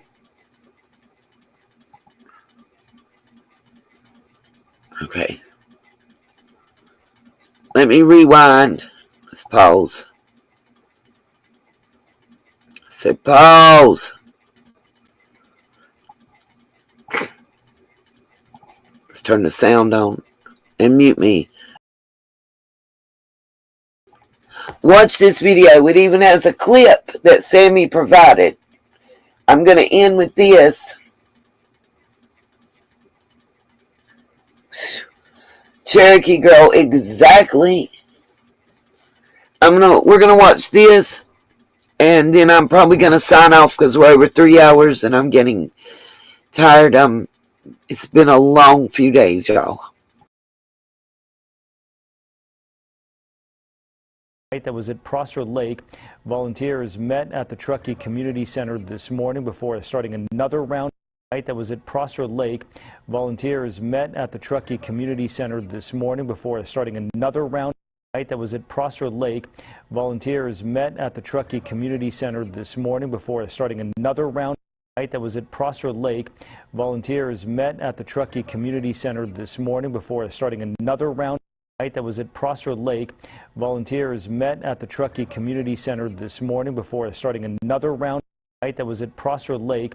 Volunteers met at the Truckee Community Center this morning before starting another round. That was at Prosser Lake. Volunteers met at the Truckee Community Center this morning before starting another round. That was at Prosser Lake. Volunteers met at the Truckee Community Center this morning before starting another round. That was at Prosser Lake. Volunteers met at the Truckee Community Center this morning before starting another round. That was at Prosser Lake. Volunteers met at the Truckee Community Center this morning before starting another round. It was at Prosser Lake. Volunteers met at the Truckee Community Center this morning before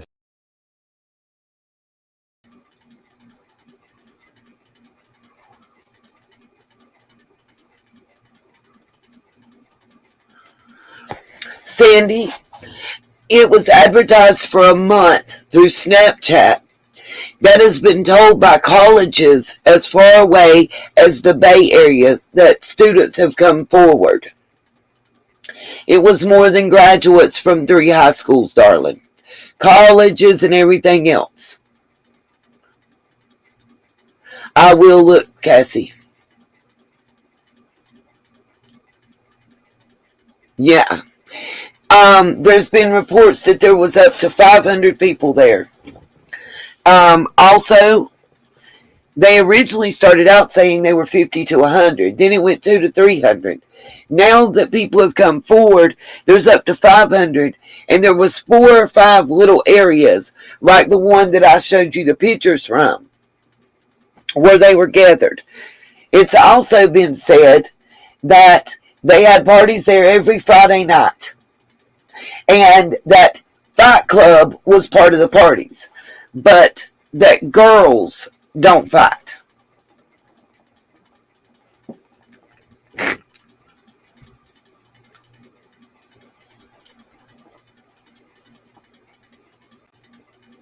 And that is a good idea, Cassie. I just feel like there's a reason they're allowing certain stuff to occur. And I'm praying that's the case. Also, the police say that Kiely's phone was cut off at 12:33 a.m. Sammy says that Kiely called her the last time at 12:36 a.m. There's a lot of discrepancy in statements.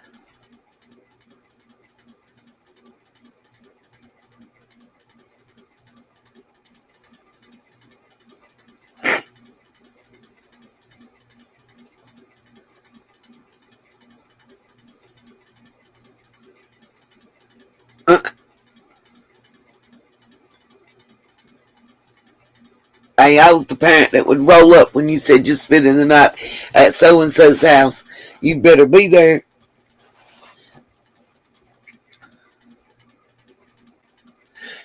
Sandy, he wasn't there by morning from Napa. It was the afternoon, probably around 11, the next morning when they did an interview with him and they were in Reno. I just showed that.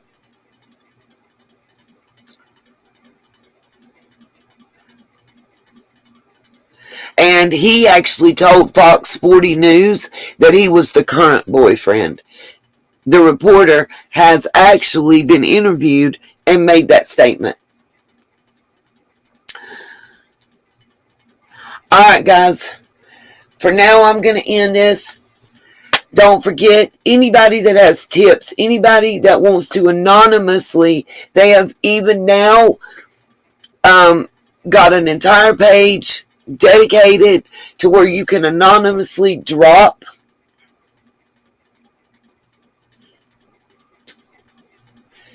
Sandy, there's conflicting statements. Is the best I know to tell you, darling. He's made statements that he was the current.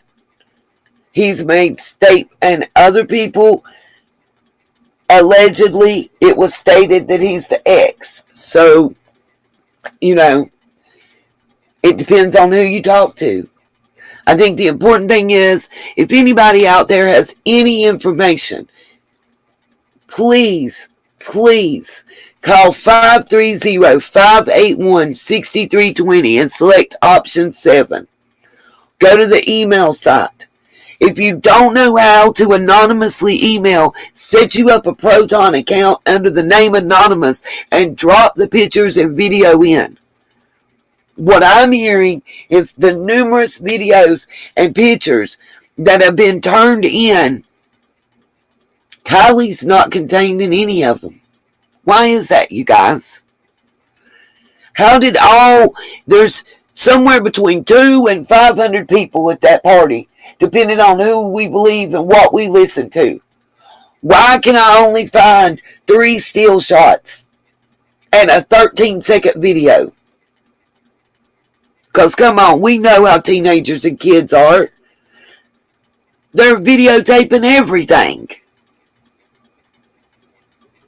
Social media is what they live and die by. It makes no sense. What is everybody so afraid of?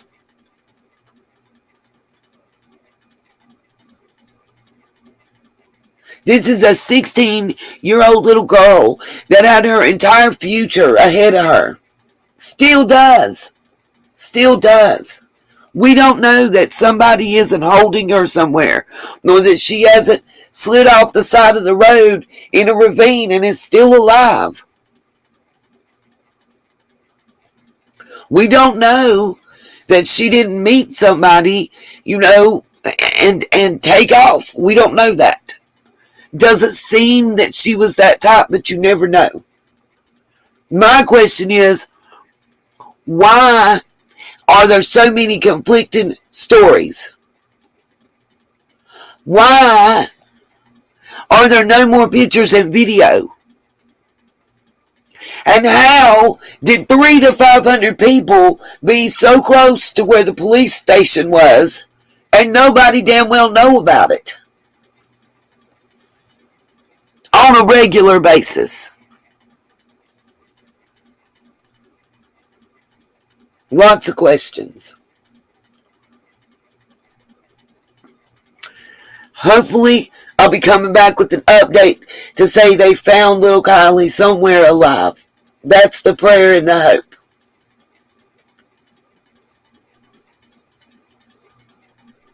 And from one mama to another, my heart goes out to her mother. And you're in my heart, you're in my prayers. Peace, love, and light. I will see you guys with the summer update later tonight.